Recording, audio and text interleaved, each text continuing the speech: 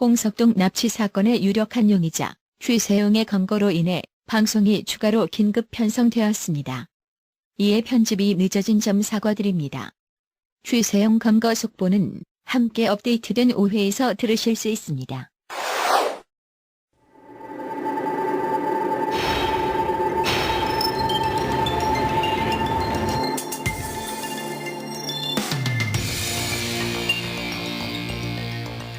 이 사람은 누구일까요? 이 사람은 젊어서는 군인이었고 중년에는 대통령이 되었습니다. 이 사람은 내란은 자기가 일으켜놓고 아무 상관없는 상대편 사람을 내란죄로 몰아 죽이려 들었습니다. 이 사람은 대통령일 때 자신이 건드려서는 안 되는 언론사를 통제하려 들었습니다. 이 사람은 전 국민이 하는 선거를 좋아하지 않았습니다. 자기랑 친한 사람들만 모아서 체육관에서 하는 선거를 좋아했죠. 좀 호흡을 BPM 5만 빠르게 갑시다.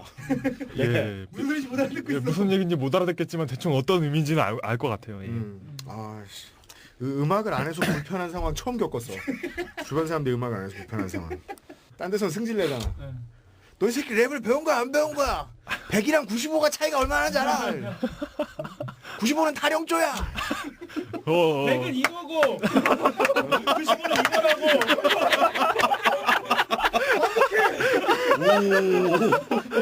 그럼 애 울잖아. 차이를 정확히 알겠다고 이러면서. 그걸 어떻게 아냐고 속으로. 그러다 입으로는 알겠습니다. 입으로는 알겠다고 얘기하는데. 고고고고고고. 우린 다른 얘기 할까요? 연습 더 약간 소외감 느껴지지. 연습할 필요 없을 것 같은데. 네, 예. 조금만. 이 사람은 누구일까요?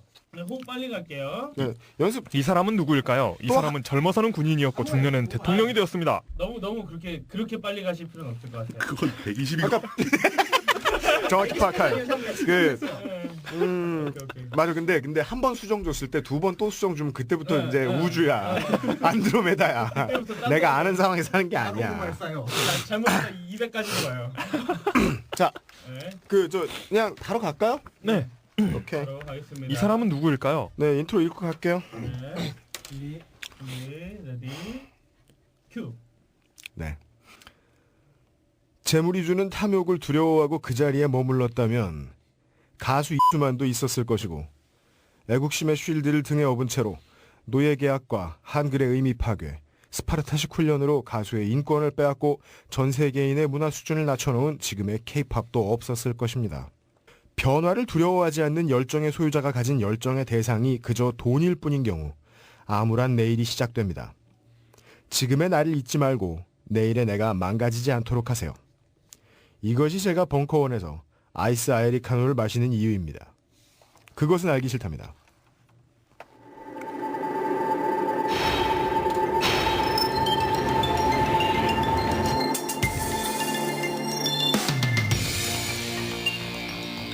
이 사람은 누구일까요? 이 사람은 젊어서는 군인이었고 중년에는 대통령이 되었습니다. 이 사람은 내란은 자기가 일으켜놓고 아무 상관없는 상대편 사람을 내란죄로 몰아 죽이려 들었습니다. 이 사람은 대통령일 때 자신이 건드려서는 안 되는 언론사를 통제하려 들었습니다. 이 사람은 전 국민이 하는 선거를 좋아하지 않았습니다. 자기랑 친한 사람들만 모아서 체육관에서 하는 선거를 좋아했죠. 문제는 이 사람이 한 명이 아니라는 겁니다. 히스테리 사건 파일 그것은 알기 싫다에서 이 두 사람을 만나고 있습니다. 히스테리 사건 파일. 그것은 알기 싫다. 어떤 분이 이제 저한테 그런 걸 물어보셨어요. 이 편집을 제가 하잖아요. 그 편집을 하면서 어느 정도나 잘라내느냐. 제가 생각을 해봤어요. 1회 때 2시간 한 45분 정도 분량의 이 소스를 받아가지고 집에 와서 편집을 시작을 했습니다. 2시간 45분짜리를 듣고 자르면 한 아무리 못해도 30초에 한 번은 계속 자를 게 나와요. 예를 들어 코 훌쩍거리는 소리라도 자를 건 계속 나옵니다. 이런 거요? 예. 그리고 뭐 이용 기자하고 내가 제일 많이 하는 거예요. 요거만 잘라도 20초 30초에 한 번은 꼭 잘라야 돼요. 그래서 너무 많은 칼질을 했기 때문에 와 진짜 너무 많이 자른 거 아닌가 하고 이제 다 편집을 끝내고 봤더니 2시간 39분. 우울하죠. 그래서 이제 막 중요해 보이던 내용도 막 잘라요. 이거 자르긴 마음 아프다. 그러고서 또 새벽 닭이 울어요. 예, 다시 보면 2시간 29분 뭐 이래. 근데 제가 얘기한 부분이 많이 잘린 것 같더라고요. 예. 예. 미안해요. 나잖아 편집하는 게. 아, 예. 예. 그래서 한 90에서 97% 정도가 우리 방송 내용에 살아서 편집이 이제 그거만 딱 돼가지고 3에서 10% 정도만 편집이 돼가지고 방송에 나갑니다. 우리가 녹음하면 거의 다 나갑니다. 내용이 기니까. 내용이 길다 보니 생기는 문제는 내용에 오류가 있을 가능성이 있지요. 자연스러운 시퀀스인 것처럼 제가 변명을 하는 것처럼 또 들으시겠지. 그래서 제가 애플의 그 아이튠즈의 리플다는 게시판에도 오늘의 유머처럼 찬성 반대 뭐 이런 게 있으면 좋겠어요. 반대 몇 이상이면 블라인드 처리 뭐 이런 게 있었으면 좋겠어요. 그래서 그 내용의 문제에 있어서 의문이 너무 많으신 분들은 아이튠즈의 그 리플 다시는데 말고 오늘의 유머 사이트에 가서 어떤 방송 진행자가 나를 씹선비라고 불렀는데 그게 무슨 뜻인지 설명해 줄 수 있느냐라고 물어보시면 친절하게 답변해 주실 거예요. 근데 모든 우리 눈의 악플이 다 기분 나쁘라고만 하는 말은 아니죠. 그리고 그렇죠. 이 정당한 사유일 때 기분 나쁜 말을 잘 내뱉을 수 있죠. 한국은 또 서비스 산업에 워낙에 무심하기 때문에 우리도 본의 아니게 돈을 받지 않는데도 불구하고 서비스 산업 종사자가 돼버렸어요. 우리 근데 네. 우리가 하는 게 네. 나는 꼼수다보다 그러니까 나는 꼼수다가 우리보다 10배는 더 다운로드 양이 많아요. 맞아요. 근데 왜 1등이죠? 서버에 기록된 다운로드 수에 의하면 처음에 제가 예상했던 대로입니다. 나는 꼼수다에 비해서 우리 방송의 다운로드는 10분의 1이고요. 그리고 나는 꼽사리다에 비해서도 3분의 1, 4분의 1 갑니다. 예. 예. 한 반절은 되는 것 같던데. 그러니까 알기 쉽게 설명해드리죠. 존내 적어요. 근데 왜 1위를 하고 있을까? 아니, 존내 적진 않아요. 비교적 적어요. 그러니까 모든 건 이제 상대 우주잖아요. 네. 어떤 것에 비하면 존내 많아요. 근데 나는 꼼수다에 비하면 존내 적어요. 아, 예, 그렇죠. 예. 우주는 보이는 것이 다가 아니에요. 근데 또 어떠한 이론 하나를 들으면 온 세상에 다 성급하게 적용해 보는 사람들이 있죠. 우리 시발단 이론이 나온 다음에 시발단은 정말 존재합니다. 예. 죄를 저지른 사람들이 나는 죄를 지었다라고 공공연히 말하고 다니고 있잖아요. 근데 정말 존재하는 거고 이게 이제 이론이 널리 알려진 다음부터 정설이 된 다음부터 모든 삼라만상을 다 거기에 적용하려고 하시는 분들이 있는데 아이튠즈에 알바 거의 없습니다. 예? 그래서 이 순위 왜 바뀌었느냐? 알바 아니냐? 혹은 컬투쇼 왜 컨텐츠를 2개로 늘렸냐? 너네 정부의 알바 아니냐? 아니에요. 그냥 순위를 노리는 사람들일 뿐이에요. 그럼에도 불구하고 저희는 정말 모르겠어요. 팟캐스트 올려보시면 네. 팟캐스트 그 라디오 방송들 올리는 거 보면 막 이해 안 될 때 있잖아요. 뭐가 늦거나 뭐 계정이 이상하게 돼 있거나 음모 없습니다. 그냥 애플 그냥 이상해요. 그냥 해보면 이상합니다. 맞습니다. 페덱스의 직원들은 오늘도 부지런히 짐을 나르고 있어요. 무슨 정부의 음모로 늦게 오고 이러는 거 아니에요. 예. 제가 아시는 분들 있으면 그 제보를 좀 받았으면 좋겠는 건 그거예요. 한국 e스포츠 협회가 매달 프로게이머들의 순위를 정해서 발표를 해왔어요. 몇 년째. 예. 근데 이게 이제 총 점의 합이 있는데 이 점수의 합계가 어떻게 이루어지는지 협회는 공개를 안 했어요. 그래서 매니아들 가운데 한 분이 다 하셨나? 제가 기억이 잘 안 나는데 이 점수가 어떻게 산정되는지를 파헤치기 시작한 거예요. 모든 대회별로 몇 점일 것이다, 몇 점일 것이다, 가산점 형태가 어떨 것이다라고 가정을 계속하면서 역설계 같은 그런 그렇죠. 합만 보고 예. 계산식을 생각을 해낸 거예요. 보통 열정이 아니면 불가능해요. 훌륭하다. 그래서 그렇게 그 시간이 많으실 때 능력도 있으신 분들 진짜 제 생각이 맞습니다. 주로 대한민국에서 정말 유능한 사람, 능력과 양심의 밸런스가 잡혀 있는 사람들은 주로 집에 있습니다. 재택근무를 한다는 뜻이 아닙니다. 근무를 하지 않아요. 예, 가장 신성한 아무것도 안 하기를 하고 있죠. 예, 노장 사상에 힘입어. 근데 그분들은 그냥 귀찮다기보단 귀찮음을 깨달은 분들인데 이런 분들 중에서 대체 아이튠즈의 방송 순위가 어떻게 산정되는지를 가만히 앉아서 흘러가는 구름을 보다 보면 공식이 잡힐 것 같은 분들이 있으시면 좀 알려주셨으면 좋겠습니다. 참고로 그 애플 코리아도 모르더군요. 애플 코리아 뭐? 애플 코리아에 예전에 물어봤는데 모르더라고요. 애플 코리아도 몰라? 예. 아. 본사에서 안 돼요. 예. 근데 지사는 몰라요. 근데 영어를 몰라서 전화는 안 해봤어요. 그 동사무소에 지나지 않아요. 예. 무슨 얘기가 많았지? 아, AS. 예. 제가 편집 잘 할게요. 네. 정말 죄송합니다. 네. 썰이 정말 죄송합니다. 재미있었습니다. 네. 하시는 분들, 들으시는 분들한테 저도 가끔 죄송할 때가 있다니까요. 여러분들을 병신 취급할 때가 9할이잖아요, 제가. 그렇지만 10%는 죄송할 때가 있어요. 지금 같은 때 죄송해요. 제가 말을 정리 못할 때. 지난 시간에 우리 물뚝심송 정치부장님이 AS 해주시는 거 보고 저도 감동을 받아가지고. 예. 3회 끄트머리에 한국 e스포츠 협회와 한국 e스포츠 연맹 관련한 피해 사례, 성원이의 피해 사례에 대한 이야기들을 좀 해달라, 제보를 해달라라고 부탁을 드렸는데 그 프로젝트를 당분간 좀 미뤄야 될 것 같습니다. 정말 많은 사람들이 관심을 가지고 각계각층의 사람들이 다 생각을 해볼 만한 문제다라고 해서 사람들 사이에서 이제 햇볕을 쬐가지고 모든 이들의 관심 밖으로 양지로 끌려 나온 그런 문제면 같이 판단하는 게 그렇게 어렵지 않아요. 예, 누가 악당이고 누가 선역이다 알 수 있어요. 근데 e스포츠의 문제는 되게 어려워요.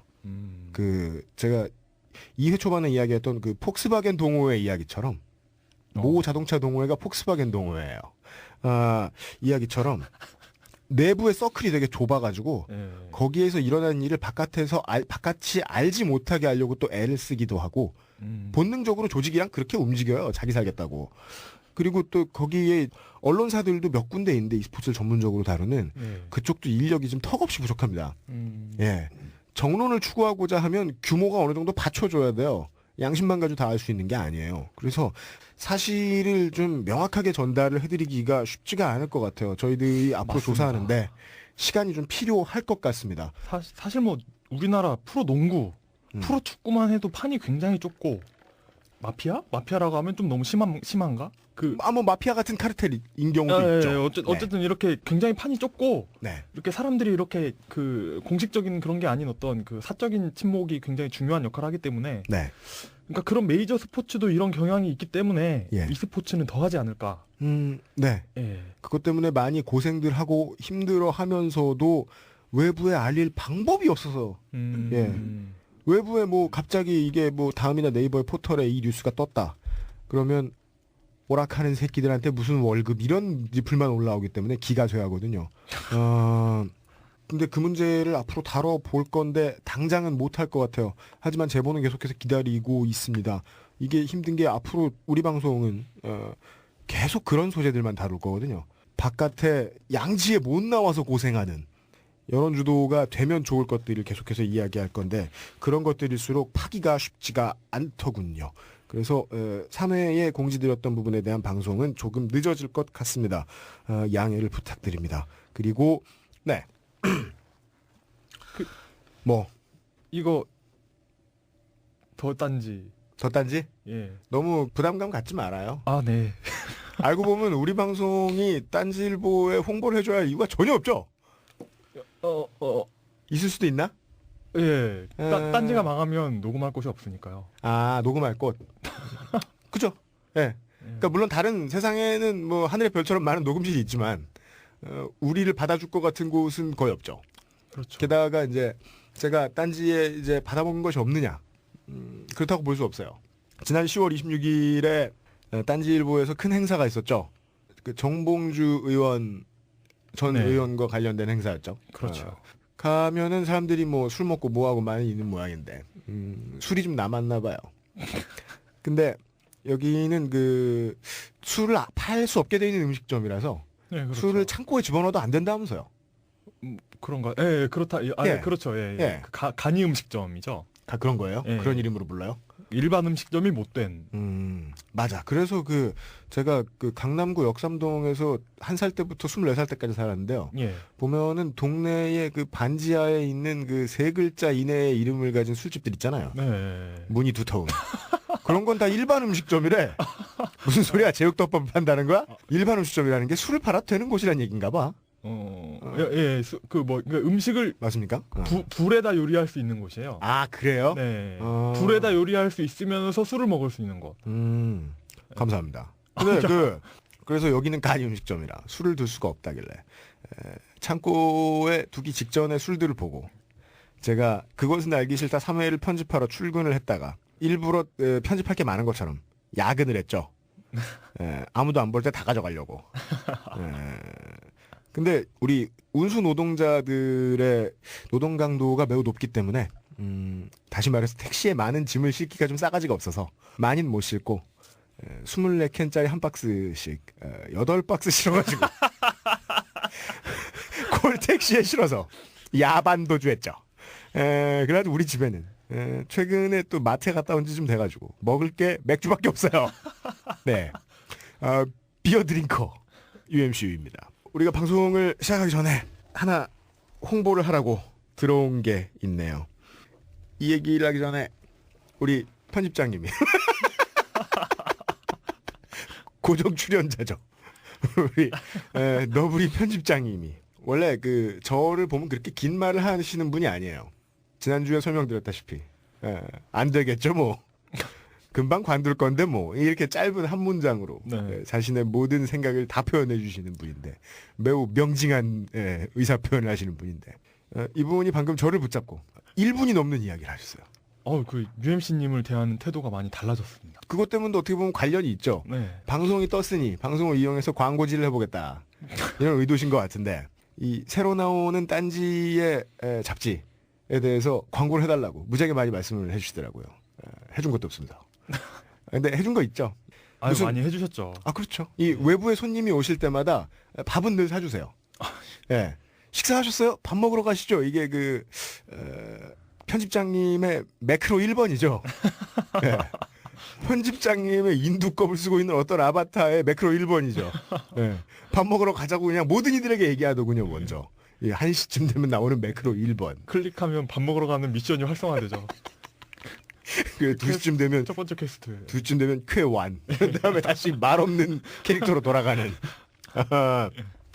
그럼에도 불구하고 오늘 이 매크로 바깥의 대사를 저한테 1분 동안이나 해주셨기 때문에 저는 성의를 보여서 A4 한 페이지에 여백이 각각 기본 여백입니다. 20, 25. 아주 별거 안 되는 좁은 대본에다가 제가 광고를 5줄이나 썼어요.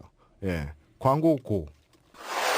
지금부터 한동안 11월 창간될 무규칙 2종 매거진 더 딴지에 대해 UMCU의 아웨로 이용 기자, 물뚝심송 정치부장이 진행하는 광고입니다.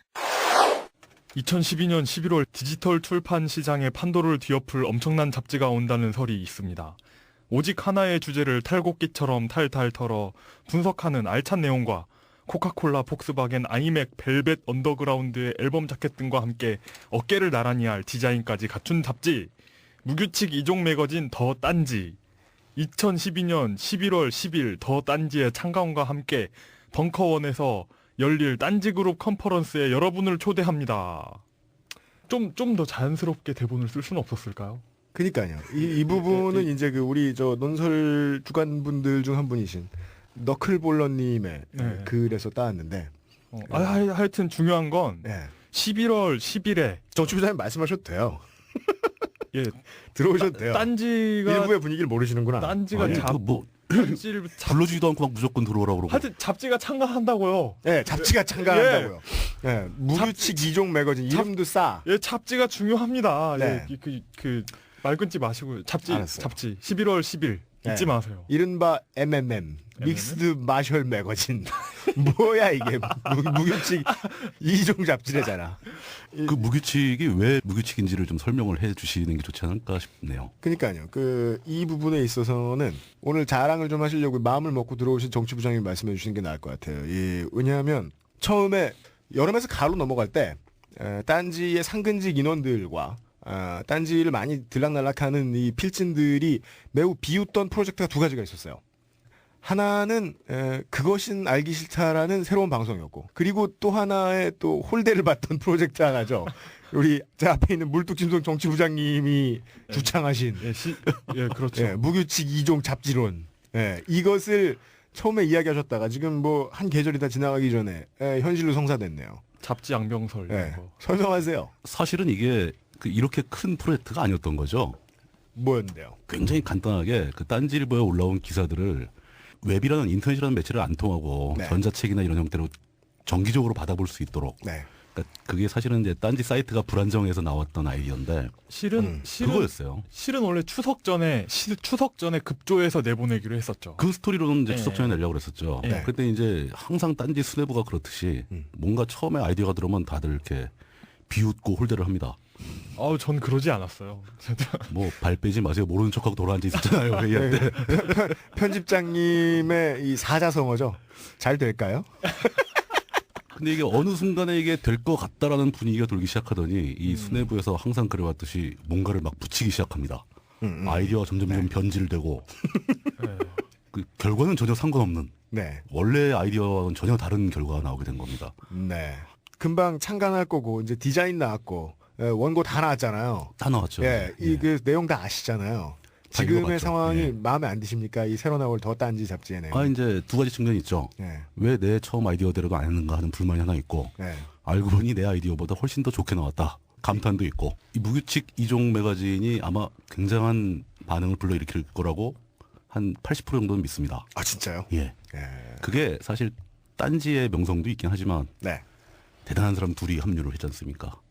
아 그래요. 그렇죠. 예, 예. 예. 예. 아까 밖에서 편집장님도 이름 팔자. 빨리 이름 팔자. 아마 이거 처음 공개하는 이름일 텐데요. 어지간하면 이름 파는 거 별로 안 좋아하는데 예. 이 팔만한 이름입니다. 창간호의 이끼, 미생 등으로 유명한 작가 윤태호 님이 작품을 하시기로 했습니다. 네. 이거 훌륭해요. 심지어 윤태호 다음 호 작가님. 12호로에는 뭐 작품도 설명할 필요가 없을 정도이겠지만 강풀 작가가 또 합류를 하기로 했고요. 네. 네, 강풀. 사실 이렇게 되면 딴지 필진 기사는 다 겉절이죠.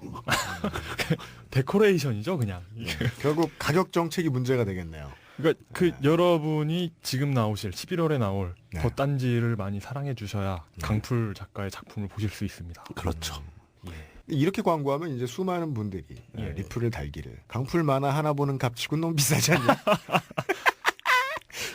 이런 반응을 보일 수 있는데. 근데 이제 네. 말은 그렇게 했지만 사실 네. 그 내용은 굉장히 충실해질 겁니다. 딴지의 거의 모든 필진, 거의 모든 다 기자들이 손댔어요. 총출동을 하고요. 딴지처럼 이렇게 여러 가지 얘기를 담는 게 아니라 네. 한 호마다 특별한 컨셉을 잡아서 네. 진짜 탈곡기로 탈탈 털듯이 해질 때까지 찌르는 거죠. 네. 한 가지 주제도 아니야. 한 가지 소재예요 보면. 그렇죠. 한 가지 소재를 아예 그냥 끝장을 냅니다. 그러니까 네. 뭐 이렇게 진지하게도 접근하고 이렇게 패러디도 해보고 그렇죠. 그러니까 할 수 있는 건 다 해보는 거죠. 그러니까 주제의식이 분명해서 그 주제의식을 가지고 접근하면은 뭐 이렇게 논문을 모아서 낸 책들처럼 어떤 서사가 보이잖아요. 예. 근데 이건 소재 하나만 던져놓고 글을 쓰라 그런 거예요. 뭐 화성에 대해 글을 써라 하면 뭐 화성인설 뭐 아니면 뭐 누구는 오퍼튜니티 뭐 이런 거 쓰고 신동탄역의 화장실 문제 이런 것도 얘기할 수 있어요. 화성시에 대해. 예, 그렇죠. 그러니까 이게 막 병신 백일장. 근데 그럼 거기다 글 쓴 나는 뭐야? 단어 굳겠다 이거. 장원 뭐. 그 중에 장원?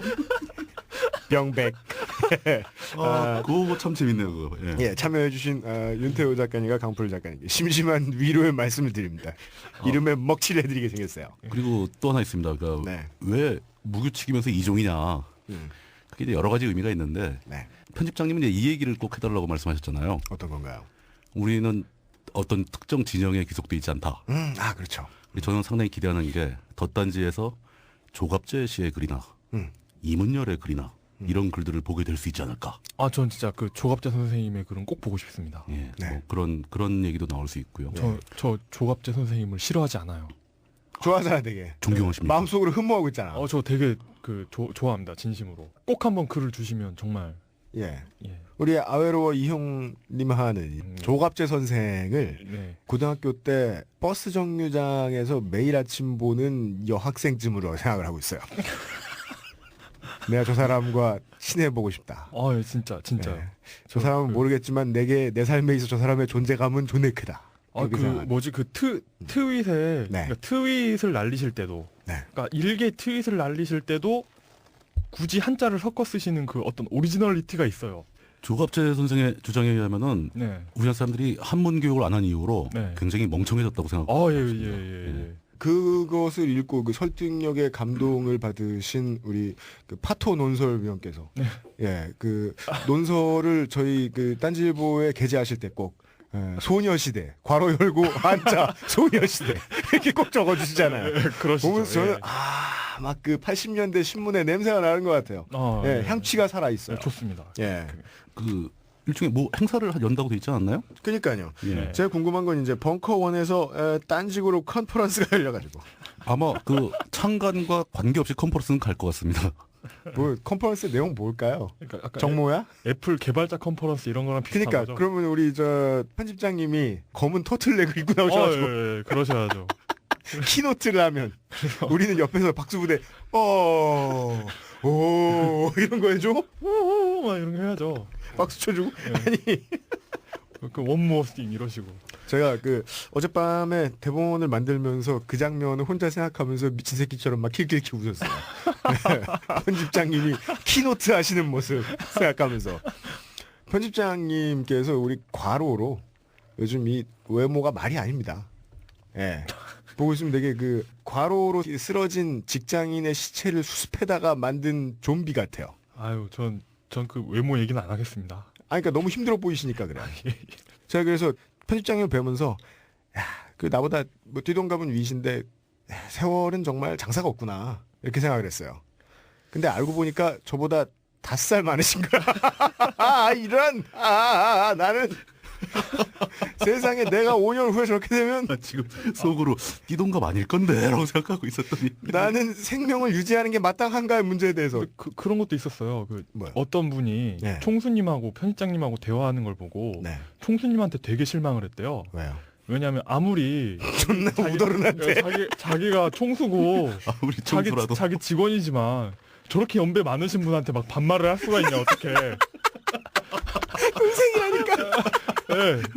사실 한참 아는데 그런데 실제로 편집장님보다 총수님이 더 나이가 많으세요. 예. 그래서 실망을 급히 이렇게 철회하셨다는 그런 얘기가 있죠. 제가 알기로 주진우 선배님보다도 한두 살 예, 그러실 거예요. 연배가 아래신 걸로 알고 있어요. 예, 창창한 노인이죠. 예. 그저 나이 얘기 그만합시다. 왜냐면 너무 피곤해 보여가지고. 예. 편집장님 화이팅. 화이팅! 예. 키노트 잘해주시고. 솔직히 말씀드리면 저도 저보다 많은 줄 알았어요.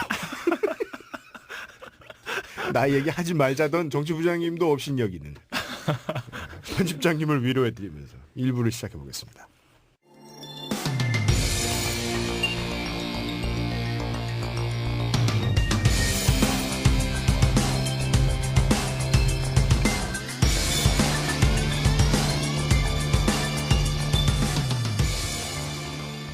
그것은 알기 싫다 일부. 그렇게는 알기 싫다. 우리의 그것은 알기 싫다의 SNS 전도사. 예, 방송을 만드는 사람보다 방송에 대한 이야기를 대략 100배 정도 많이 해주고 계신 물뚝심송 정치부장님께서 1부를 진행해 주시기 위해서 자리에 앉아 계십니다. 어서 오십시오. 예, 반갑습니다. 네. 네. 난리도 아니에요. 목소리 좋으시다고. 제가 좀 그렇죠. 그러니까요. 걱정되는 게 이겁니다. 따님이 이 사실 알고 계실지 모르겠어요. 이게 우리 아빠가 중년의 인기에 맛이 들어가지고 발랑 까지면 어떡하나. 예. 요새 막 요리도 제때 저녁밥도 제때 안 해주고 계속 히히덕거리면서 트위터만 하시던데 따님이 걱정 안 하시는지 모르겠습니다. 우리 딸은 지금 기숙사에 있어가지고 전혀 관계 없어요. 밥 안 해줘도 돼. 야, 이건 성공한 쿠데타는 처벌하지 않는다는 수준이군요. 거의 심보가 들키지 않으면 막 놀아도 된다. 그러면은 안주인 어르신께서는 뭐 별 이 방송 때문에 걱정 안 하십니까? 굉장히 좋아하고 있습니다. 진짜요? 예. 아직 전조를 못 느끼시고 계셔. 참고로 저희 집사람은 마눌님이라고 저는 부르는데 네. 마눌님께서는 트위터를 하지 않으십니다. 네. 방송은 제가 틀어서 들려드리죠. 방송만. 네, 댓글은 안 보여줍니다. 그렇군요. 트위터에서 얼마나 자신의 인기를 손에 들고 흥청망청 하시고 계신지 얘기를 안 해주시는 거, 고백 안 하시는구나. 그거 말고 지난 방송 AS 할 겁니다 지금. 네. 그리고 어디 진행해 보시. 예. 3회 끝나고 나서 확실히 네. 김어준 짝퉁 댓글은 없어졌더라고요. 그건 많이 줄었죠 진짜 댓글에. 욕을 해줘야 되나 봐. 고맙습니다 개새끼들아. 예. 어허, 예. 참. 네, 저한테 나름 9가지의 놀림거리와 1가지의 감화를 주신 몰두주동 정치부장님이 AS 진행해 주시겠습니다. 두 가지 건이 있습니다. 하나는 이거는 제가 진짜 헷갈려서 틀린 거죠. 네. 그 위장 결혼식 사건이 벌어졌던 그곳의 이름은 YMCA라고 그랬는데 네. YWCA입니다. 네. 그거 항상 헷갈리죠. 심지어 이게 얼마나 헷갈리냐면 다시 찾아봤어요. 다시 찾아봤더니 인터넷에 네. 이 동일한 사건을 놓고 네. YMCA 사건이라고 쓴 문헌들이 상당수가 있습니다. 아하. YWCA라고 쓴 것도 상당수 있고 검색 결과는 거의 반반이더군요. 그렇군요. 하지만 팩트는 WCA다. YWCA. 그렇죠. 왜냐하면 이제 모든 사람들이 사건을 기술할 때 네. 명동성당 바로 옆에 있는 YWCA 강당에서 이 사건이 벌어졌다. 명동성당 옆에는 YWCA가 있습니다. YMCA는 종로에 있죠. 종로. 예. 요거 그때 YWCA 사건이 끝나고 약 140여 분이 그 서빙고 분실로 잡혀가서 네. 바로 풀려났다고 하는 그 바로가 한 달이었어요. 한 달. 한 달이 넘도록 거기서 고문당하고 막 140명이 전부 전원이. 그 중에 이제 뭐 한 14분 정도는 아주 강한 처벌까지 받고 네. 이렇게 된 겁니다. 그러니까 그냥 그 처벌이 아니라 그냥 조사가 조사 과정 자체가 아주 예. 고통스러운 과정이었죠. 그런 분들의 고생하신 거에 대해서 생각한다면은 YWYM 요 글자 하나라도 틀리면 안 되는 거죠. 그렇죠. 그게 예의겠죠. 네. 그래서 수정합니다. YWCA 강당에서 벌어진 사건이 맞습니다. 예. 그리고 우리가 이제 또 편집을 하다가 잘못 나간 걸 수도 있고 우리가 대화를 주고받다가 제가 전달력이 좀 부족해서 그렇게 된 걸 수도 있는데 이 남영동과 서빙고가 헷갈려서 나왔죠. 그게 사실은 이제 그냥 나란히 나온 것 뿐인데 다시 들어보니까 네. 그게 어떤 분이 저한테 물어보셔가지고 네. 그 질문을 듣고 다시 보니까 좀 약간 이상하더라고요. 그죠. 그냥- 근데 나란히 나왔다고 얘기한 거는 그쵸. 이제 예. 술자리에서 하는 대화에서 그 안에 청자들만 이해하면 되는데 우리는 또 다른 사람들이 많이 들으니까 그 말 나온 김에 네. 당시에 당시에 그 진짜 무서웠던 세 장소에 대해서 한번 얘기를 쭉 해드리죠. 예. 간단하게 짚고 넘어가자면 그 유명했던 게 세 군데입니다. 하나는 남산에는 안기부가 있었고 지금 국정원이 그대로 거기를 쓰고 있죠. 예. 그 안기부 내부에 그 남산에 있던 그곳은 그 실내를 다 리모델링을 다 했어요. 네. 고문하던 흔적은 지금 하나도 없습니다. 네. 그 시설도 없어졌고요. 네. 두 번째가 이제 그 용산의 그 서빙고동에 있는 서빙고 분실. 네. 여기는 남산에 있는 건 이제 그 중앙정보부, 국정원, 안기부 이런 그 정보기관이 관리하던 곳이고, 남산은 본사였어요. 그러니까 예, 남산이 본사. 본점. 그리고 서빙고의 서빙고는 예. 정보기관이 아니고 예. 군 보안사입니다. 어. 군 보안사의 본부는 따로 있고 서빙고에 분실이 있었습니다. 네. 군 보안사의 예, 그렇죠. 지점이었군요. 지점이죠. 근데 거기서 주로 이제 서울에서 공작을 다 했기 때문에 네. 흔히 이쪽에서는 서빙고 호텔이라고 불렀었습니다. 왜냐하면 아이고. 들어간 사람이 주로 이제 며칠 몇 날 묵어야 되니까. 네. 그 이제 서빙고에 그게 있었고 그다음에 또 하나 무서운 게 경찰이 관리하는 곳입니다. 예. 남영동 대공분실은 경찰 관할이에요. 남영동 대공분실. 예. 그 이제 남영역 지하철 남영역 네. 바로 옆에 서 있는 그 회색빛 건물인데 그 건물은 굉장히 유명해졌죠. 그러니까 돌아가신 김근태 고문님이 거기서 고문을 당하셨던 거고. 네. 그 폭로를 하게 되는 기초가 됐죠. 그리고 네. 박종철 열사가 거기서 고문당하다가 그 물고문 과정에서 숨지게 되는 겁니다. 네. 근데 이제 안기부는 아까 이제 리모델링해서 없앴다고 그랬고 네. 서빙고는 건물 자체를 철거를 해버렸어요. 네. 없어졌죠 역사 속에서. 남영동 대공분실은 경찰청장 그러니까 그 허준영 경찰청장이 있던 시절에 2005년도인가 될 겁니다. 예. 그러니까 참여정부 시절이죠. 그때 남영동 대공분실을 이름을 바꿔요. 그래가지고 경찰 인권보호센터라고 이름을 바꾸고 네. 거기 공유하던 시설을 이렇게 전시를 할 수 있게 네. 일반인들이 들어가서 볼 수 있도록 그렇게 만들어놨습니다. 네. 그거에 대해서도 이제 일반인들이 그 경찰이 그걸 관리하지 말고 이 제야단체나 시민단체들한테 관리권을 넘겨서 네. 진짜 어떤 그 민주화의 과정을 볼 수 있는 박물관처럼 운영을 하자. 네. 근데 경찰이 차마 거기까지 못하고 그냥 자기네가 운영을 하겠다 그래가지고 경찰이 운영을 하고 있죠. 근데 그 당시에 무슨 일이 있었는지를 경험까지 할 정도였던 사람들 입장에서는 독립기념관을 일본에서 운영해 주는 것 같은 기분이 들 수도 있다는 거죠. 그렇죠. 굉장히 네. 불쾌한 거죠. 네. 네. 너희들이 지금 아직 확실하게 바뀐 것 같지는 않은데 네. 이거 자체를 또 너희들이 운영한다는 게 네. 그렇죠. 마음에 안 드는 거죠. 뭐 그런 게 있습니다. 또 좀 특이할 만한 사실이 남영동 대공분실 건물이 되게 특이하게 생겼어요. 네. 굉장히 막 무섭게 생겼습니다. 회색으로 돼가지고 깜깜하게 돼 있고 막 그러는데 네. 그게 그 유명한 그 건축가 김수근 씨 작품이에요. 오. 김수곤은 종로 공간 4억, 잠실 올림픽 주경기장, 주한미국 대사관, 국립부여박물관, 국립중앙과학관, 세운 상가 등을 디자인한 건축가.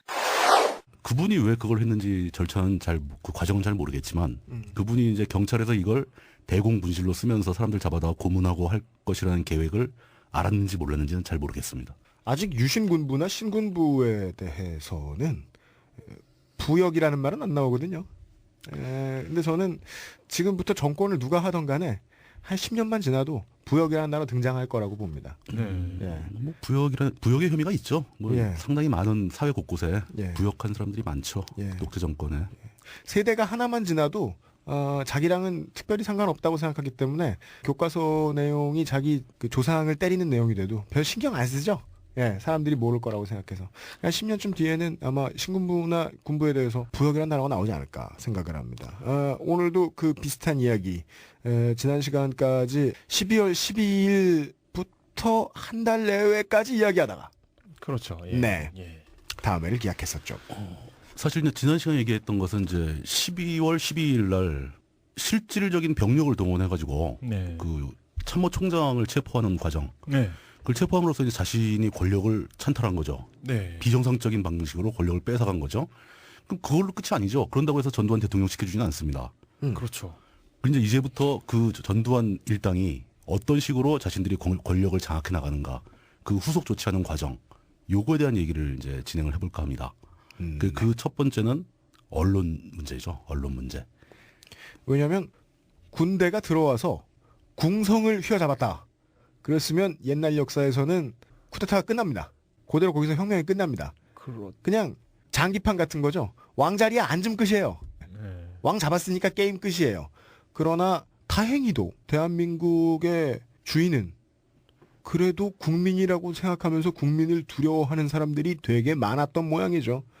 예, 권력을 찬탈하고자 하는 사람들 중에서는. 그래서 센터에 있는 어떤 킹핀을 몰아내고 자기가 그 자리에 들어앉아서 제일 처음 해야 될 일이 언론의 빗자루질하는 일이었다. 언론을 장악하는 과정의 첫 단계에 나오는 게 바로 그 K 공작 계획, K 프로젝트라는 그 명칭입니다. K 네. 프로젝트요. 예. 네. 그때 이제 K 공작 계획이라도 많이 했고 K 프로젝트라고 부르는 사람도 있었고 네. 그 K가 킹의 약자예요. 우리말로 하면 한 음절 더 긴데 왜 이렇게 할까? 예. 단순하죠. 그냥 그 전체 언론을 상대로 보안사 직원들이 이제 이 팀을 짜서 활동을 하게 되는데 네.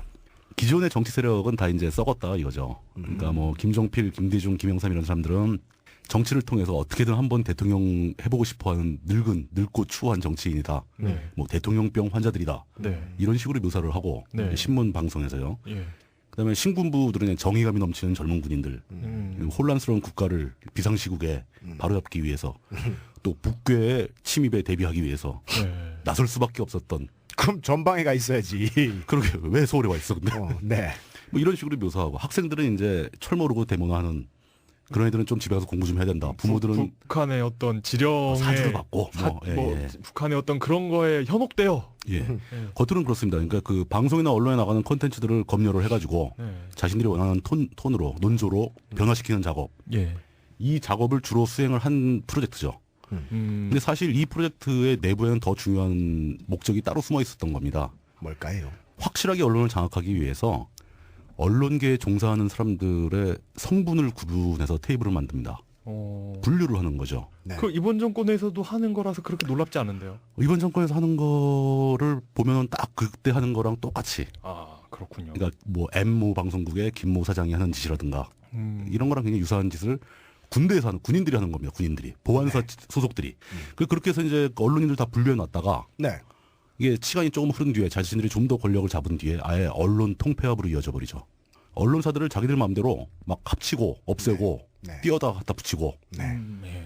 그 이게 하나의 흐름입니다. 그러니까 네. 이 1212를 통해서 권력을 찬탈한 전두환 일당이 5.17에 가서 완성을 시키는데 그 과정에서 끊임없이 이 언론을 의식하고 언론을 장악하려고 노력하고 이미 통폐합된 언론은 50 말기까지 보도 지침이라는 걸 내려가지고 장악을 하게 돼 있죠.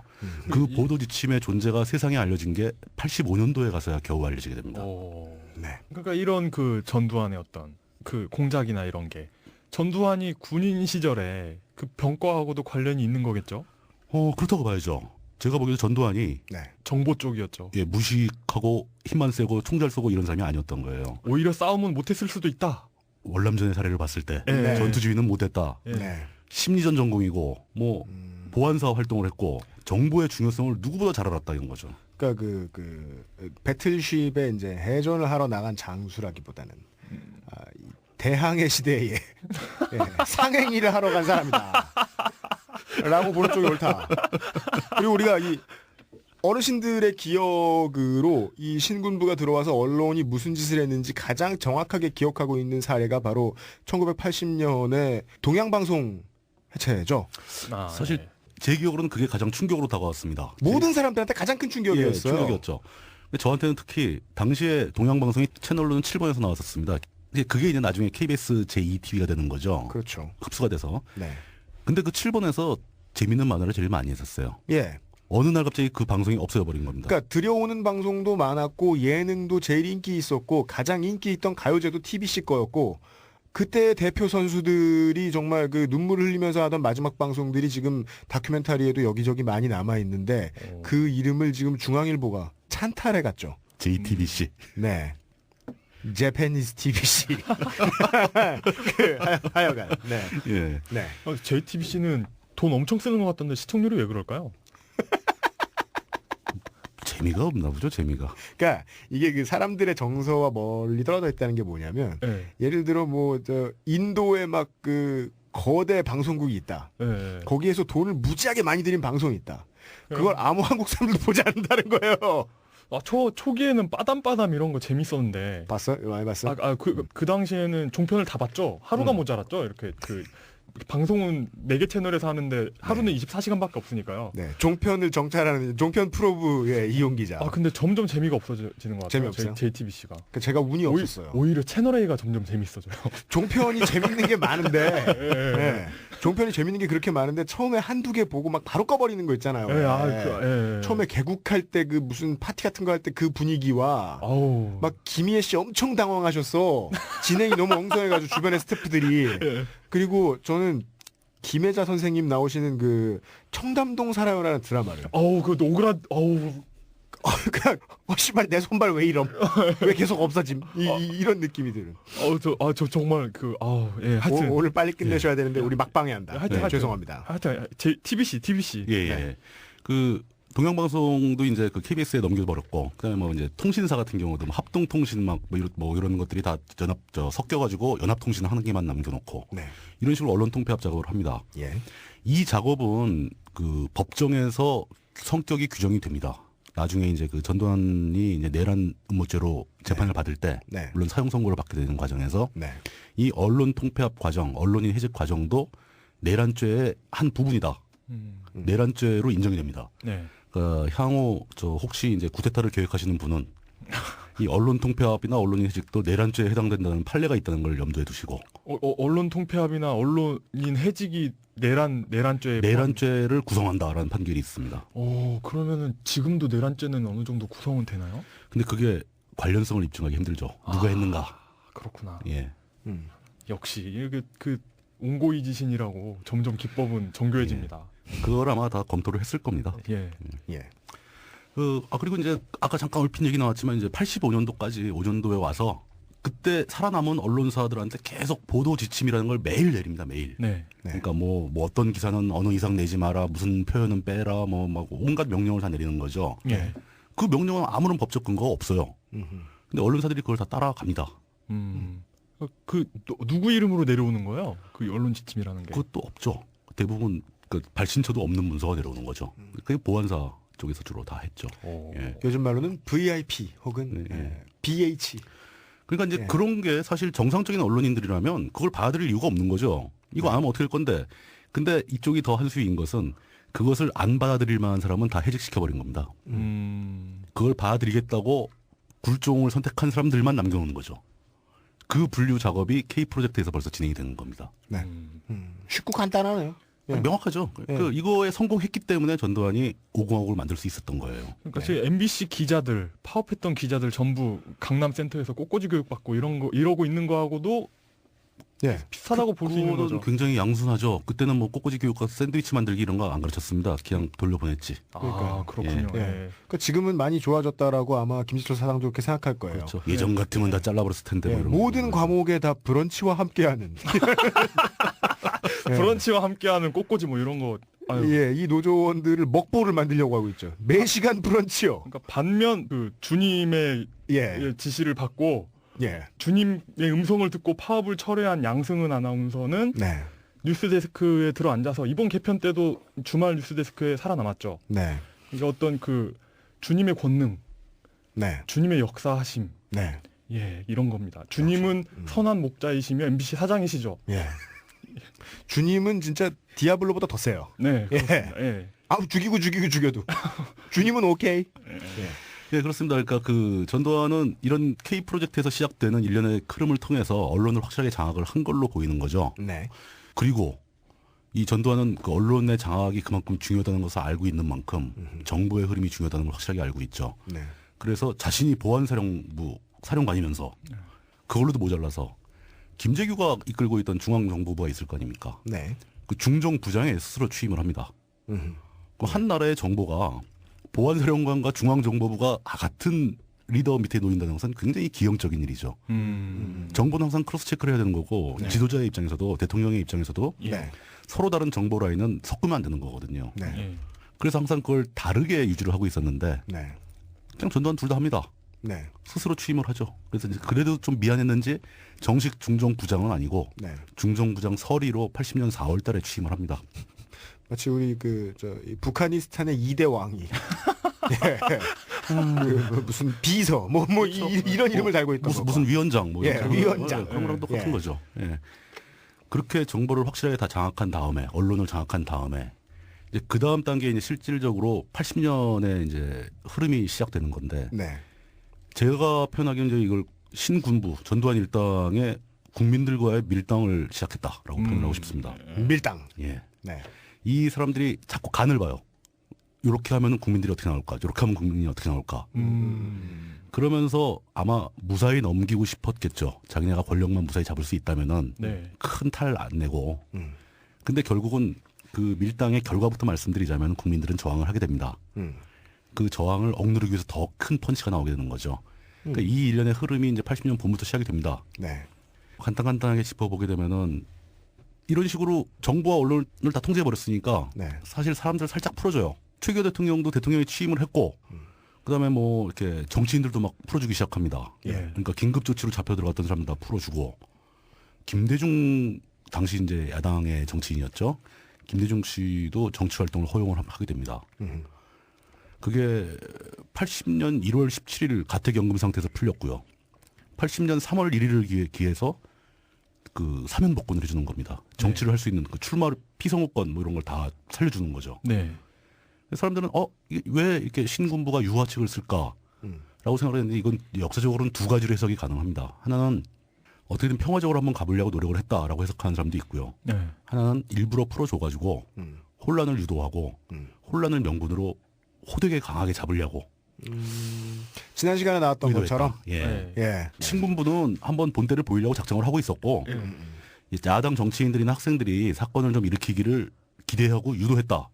이런 해석도 있고요. 네, 어느 쪽에선 그래도 어떻게든 좀 평화적으로 해보려고 그랬었다. 근데 사람들이 더 저항을 하니까 네. 어쩔 수 없이 이제 비극이 발생한 것이다. 약간 그 박정희가 4.19 그 몇 주년 그 날 맞춰가지고 쿠데타를 1주년. 2주년 맞춰가지고 그렇죠. 예, 예, 예. 그 쿠데타 기획했던 것처럼 아주 흐름이 비슷합니다. 예. 전적으로 이 전두환 패거리는 벤치마킹한 겁니다.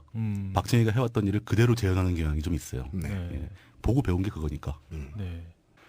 그렇죠. 굳이 벤치마킹 안 할 이유가 없죠. 굉장히 그렇죠. 굉장히 성공적인 그 방법이 어떤- 먹히니까요. 예. 이제 그러면서 이제 그 고비가 이제 3월달이 되는 거죠. 왜 3월달이 중대한 고비냐? 항상 전국이 3월달부터 불안해지느냐? 네, 전국에 있는 각 대학들이 개교를 하지 않습니까? 개학을 하지 않습니까? 네, 휴교령 떨어졌어. 긴급조치에서 휴교령 떨어져 있던 상태가 다 풀렸어요, 이제. 예, 그럼 3월달이 되면 정상적으로 개학을 합니다. 대학생들이 개학을 하게 되면 그때만 해도 이제 대학생들이 어떤 그 학생 시위를 그 선두에 서 있었으니까 전국을 불안하게 만들 소지가 많죠. 그렇죠. 그럼 3월달부터 주로 사건이 많이 생깁니다. 지금 이제 앞서도 말씀드렸지만 12월 12일 날 전두환이 총질을 해가면서 참모총장을 체포하고 권력을 뺏어가는 과정을 사람들이 봤습니다. 네. 네. 다 알고 있죠. 예.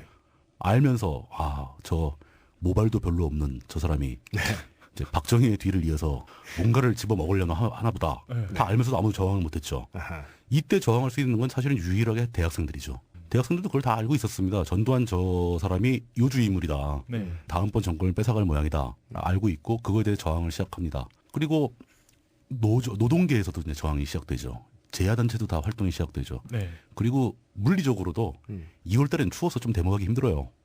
그죠. 3월 달에 좀 날이 풀려야 좀 뭘 하는 거죠. 예, 그거 굉장히 현실적인 굉장히 중요한 문제입니다. 얘기죠. 예, 뭐 사람들 모이는 숫자가 달라져요. 네. 네. 예. FTA 날치기를 겨울에 한 것도 우연은 아니죠. 나 그렇게 생각해요. 예, 예. 왜냐하면 충분히 가능한 얘기입니다. 예, 촛불문화제 6월을 겪어봤거든. 네. 예. 길이 다 막혀 있는 광화문 역 사거리 쪽에는 사람들이 꼭 집회를 하러 나온 게 아니었어요. 네. 그냥 작정하고 보드를 들고 나오는 사람들이 있었어요. 그- 도로 통제된대 이러면서. 그렇기 때문에 이제 3월 달에서 5월 달까지 가게 되면서 이제 굉장히 그 다양한 형태로 폭발적으로 사회적 저항이 벌어지기 시작합니다. 네. 이 사람들이 요구한 건 뭐 별거 아니고요. 유신 세력 물러나라. 유신 잔당 물러나라. 유신 잔당 물러나라. 예, 유신 끝났으니까 이제 너희들은 가지 마라. 이런 얘기하고 그다음에 대학생들이니까 이제 학내 민주화 얘기, 학교 안에 뭐 군인들이 꾸는 거 다 빼라. 뭐 이런 거 많이 했었고 개헌 문제가 이슈였죠. 이때 학생들이 들고 나왔던 이슈가 정부 주도 개헌 반대라는 구호입니다. 개헌을 하긴 하는 건 맞는데 국회가 해라 하는 건가요? 니들 하지 마, 니들 마음대로 하지 말고 네.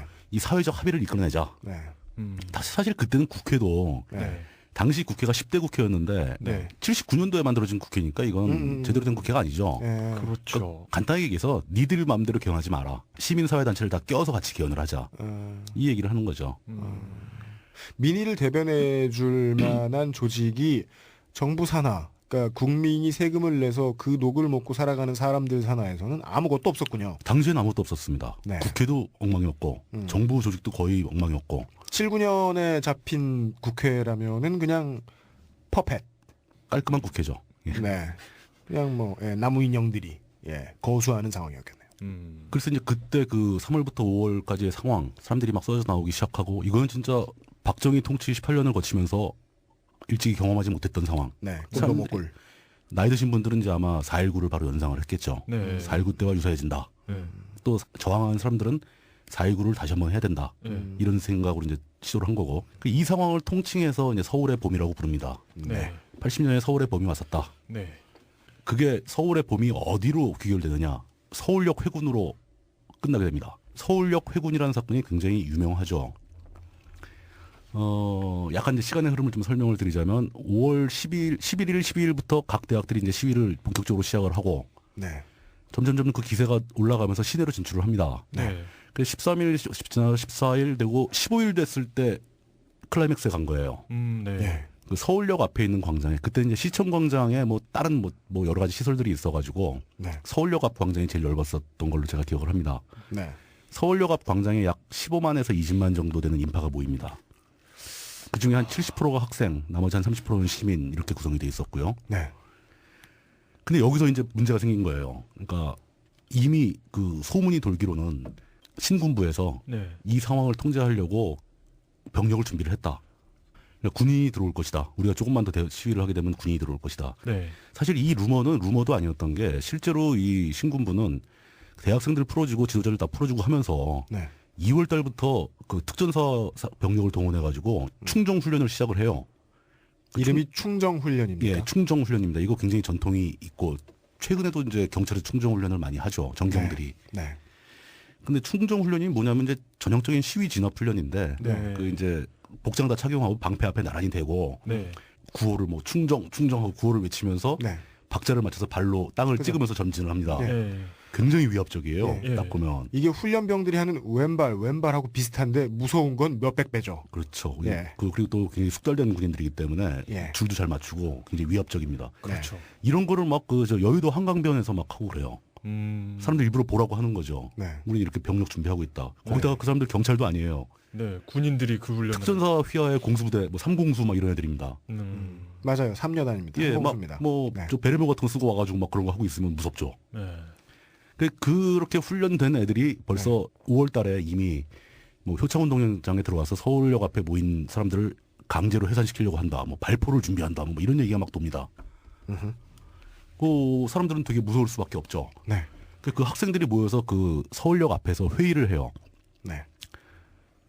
회의장이 따로 없으니까 어디서 이제 그 서 있던 미니버스를 하나 동원을 해가지고 그 버스 안에 들어가서 회의를 하는데 그 회의 참석자 이름이 다들 좀 낯이 익으실 겁니다. 요즘도 죽도록 듣는 이름들이죠. 예, 많이 듣는 이름이죠. 서울대 학생회장 심재철, 현재 새누리당 의원입니다.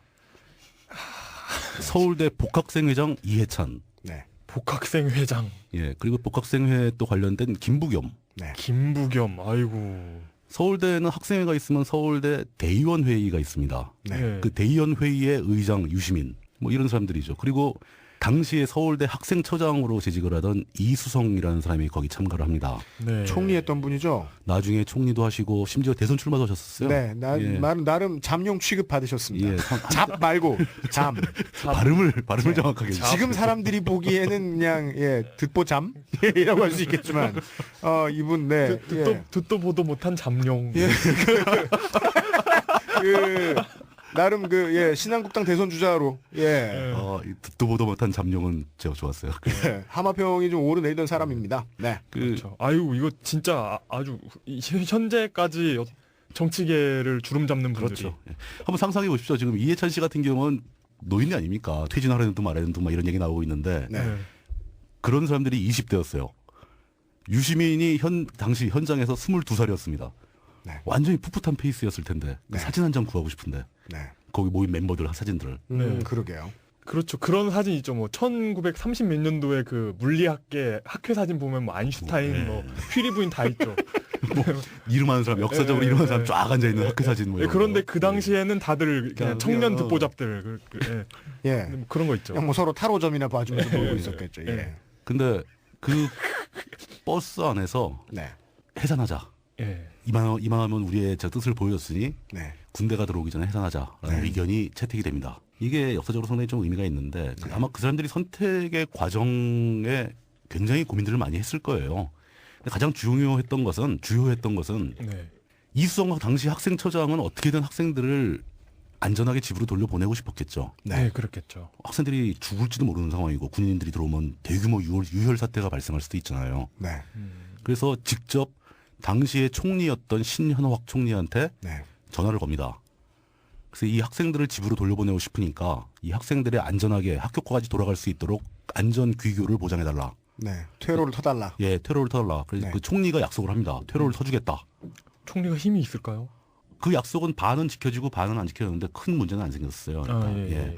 근데 그런 제안을 받았죠. 학생처장한테서. 네. 이제 그러면 학생들이 결정을 할 차례인데 심재철은 회군을 주장했다고 합니다. 철수하자. 네. 살아야 되지 않겠느냐. 사람들 죽으면 안 되지 않냐. 네. 네. 이해찬하고 김부겸은 굉장히 강경하게 반대를 했죠. 네. 더 가야 된다. 여기서 회군하면 아무 의미가 없다. 네.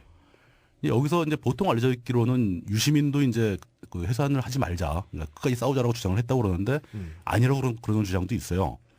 그 요거하고 연관해가지고 그 유시민 씨에 대한 일화를 잠깐 소개하자면 이건 제가 어디서 본 거냐면 한홍구 교수가 쓴 컬럼에 나온 얘기예요. 유시민에 대한 일화입니다. 짧게 소개를 하자면 양치기 소년 유시민이죠.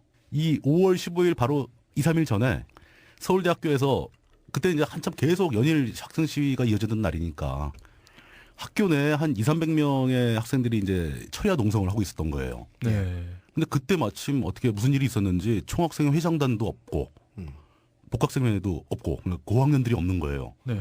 철야 농성하는 애들은 대부분 1학년 아니면 2학년 신입생들이죠. 잘 모르는 신입생들이죠. 예. 네. 근데 그 학생들의 방향을 결정할 수 있는 권한이 유시민한테 온 모양입니다.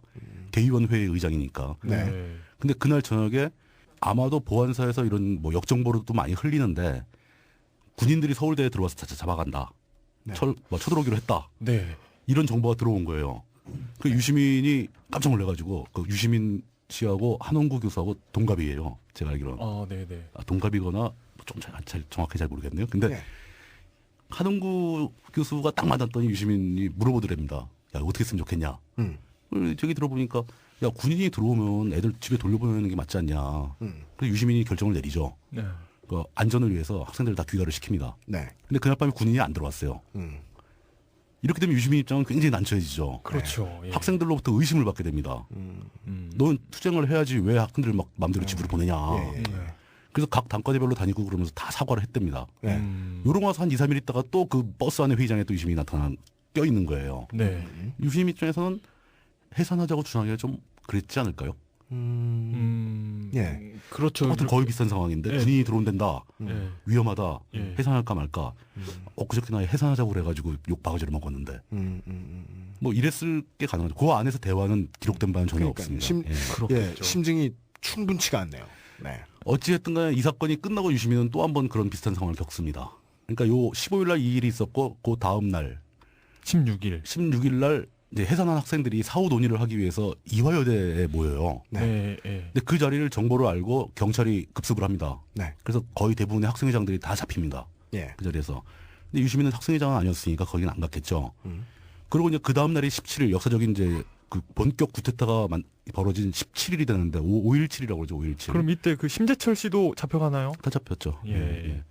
17일 날 밤중에 17일 날 밤중은 진짜 전국적인 계엄 확대가 벌어졌고 네. 모든 대학에 군인들이 진주를 했고 네. 그런 날입니다. 모든 대학에 다 탱크가 들어왔어요. 네. 근데 그때 서울대에 대학에 탱크가 들어온다. 서울대학교에서 또 유시민과 한원구 교수가 또 만납니다. 네. 밤중에 밤늦게. 네. 그 한원구가 유시민한테 너 왜 안 나가냐 빨리 나가자. 음. 근데 유시민이 안 나가겠다고 이제 거절을 하는 거죠. 그러면서 그 넓은 교정에 네. 학생들 다 도망가고 교직원 다 도망가고 예. 군인들이 들어오는 과정에 유시민이 혼자 학교를 지켰대요.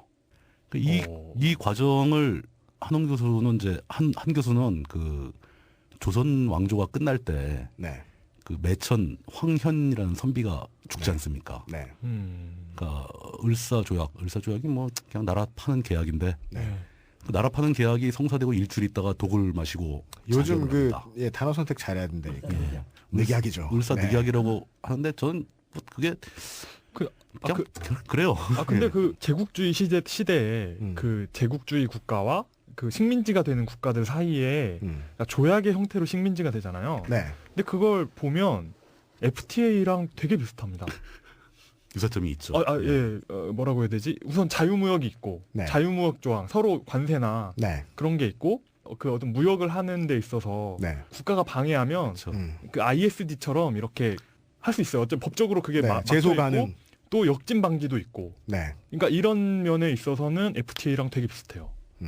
그 조선이라는 나라가 망할 때 네. 네. 황현이라는 선비 하나가 자살을 한다고 해서 네. 무슨 상황의 변화가 있겠느냐. 하지만 그렇게 죽어주는 선비도 하나 없다면은 조선이라는 나라가 너무 처량하지 않냐. 그렇죠.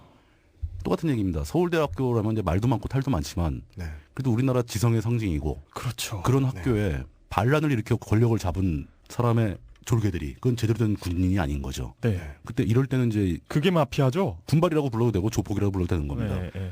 그런 지위를 받는다는 거는 군인으로서 명예를 이미 저버린 상태인 거죠. 네.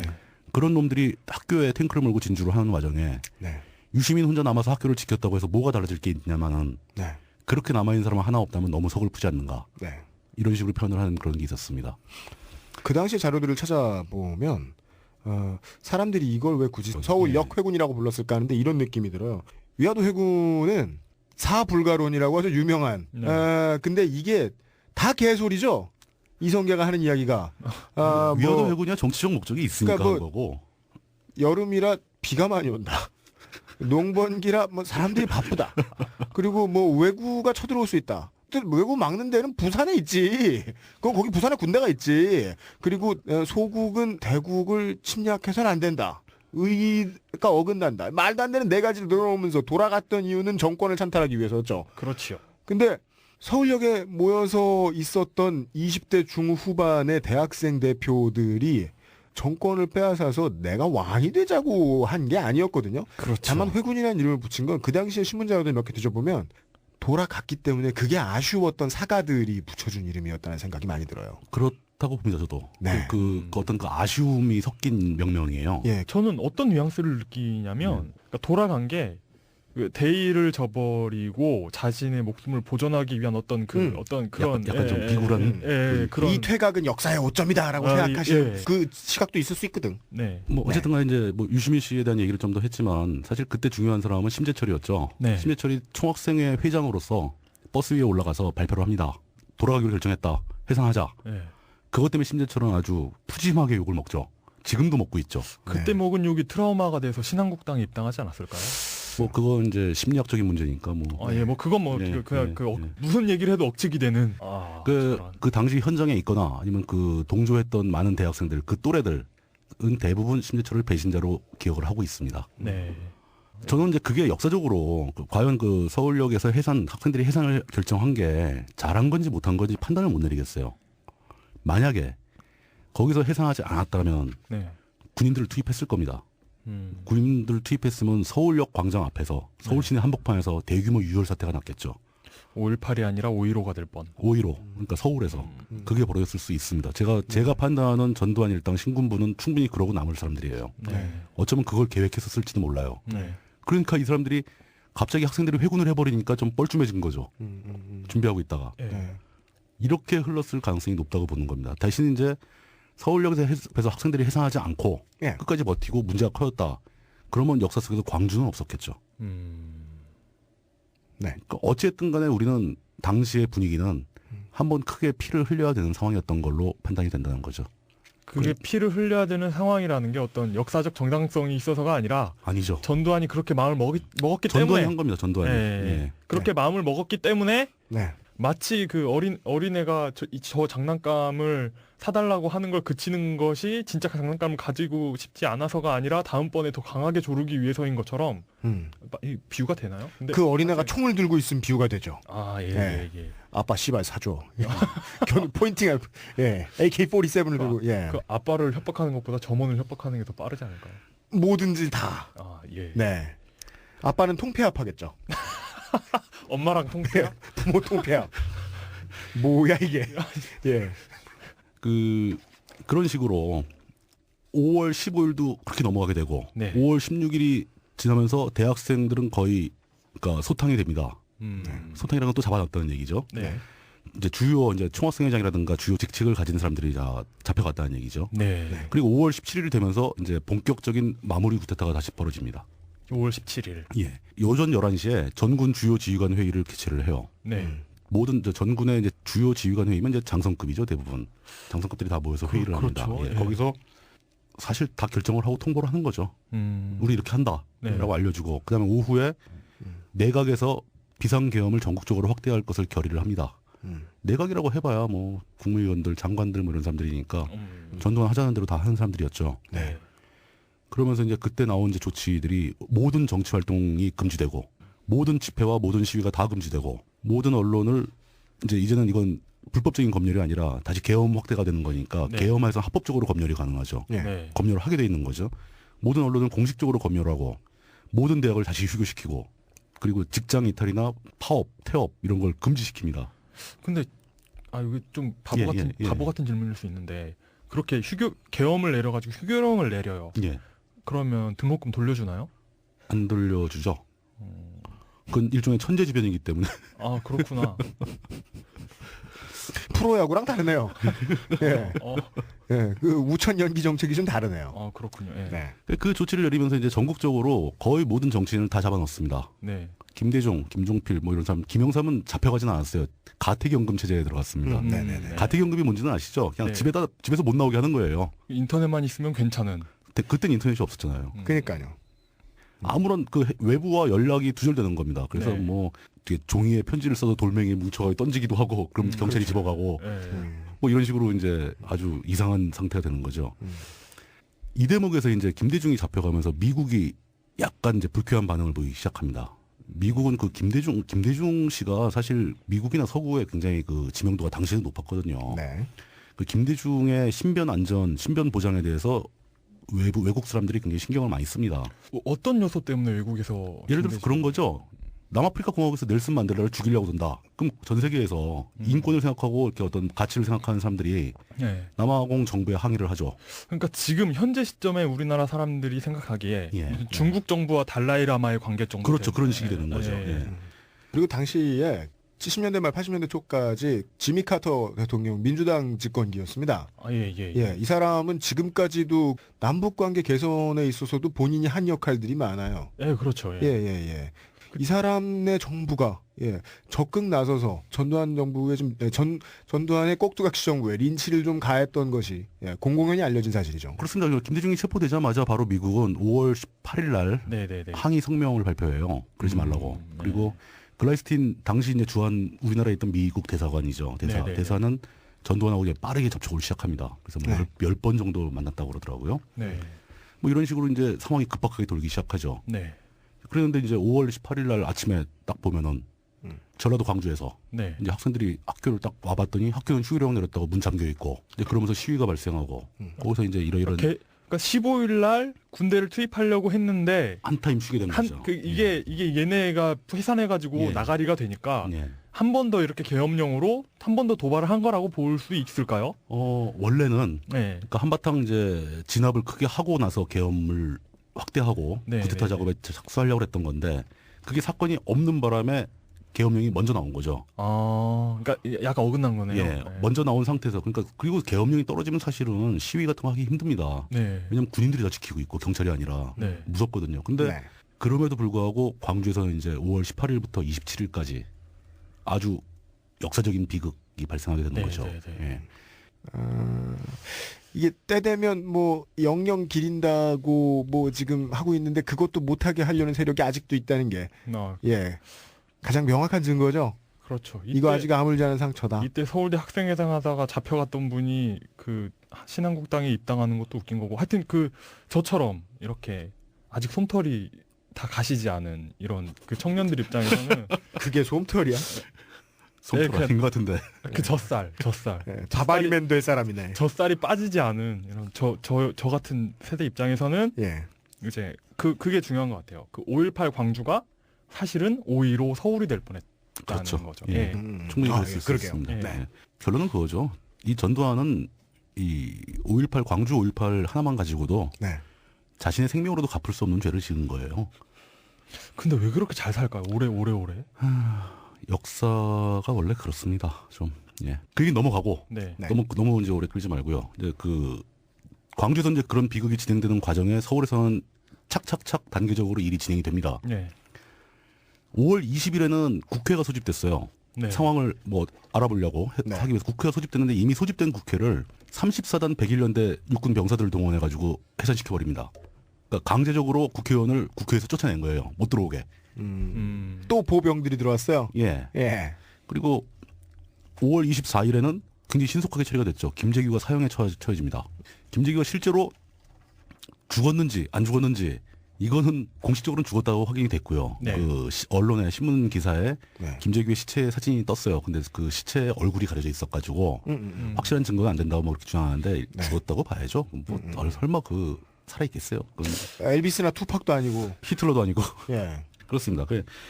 그리고 나서 이제 깨알만 일이 벌어지는 게 이제 5월 31일입니다. 5월 31일 여기서 위원회가 하나 만들어지는데 국가보위 비상대책위원회라는 조직을 하나 만들죠. 국가보위 비상대책위원회. 이게 명목상으로는 대통령 자문기구예요. 근데 대통령이 그 당시에 이제 거의 식물 대통령 수준에 전락해버린 최규하 대통령이었죠. 그리고 국가보위 비상대책위원회의 위원장이 전두환이 됩니다. 그럼 그렇죠. 아니면 이상하거든. 보통 이제 그때는 이제 국보위 그랬어요. 국보위라고 불렀어요, 이걸. 이거 약간 국가재건 최고위원회 표절 아닌가요? 똑같은 거죠. 이름만 바꾼 거예요. 남한이스탄. 이게 되게 그러니까 제대로 된 국가와 어떤 제3세계 어떤 그런 불안정한 국가의 차이는 그 왕권 이양이 얼마나 자연스럽게 이루어지느냐예요.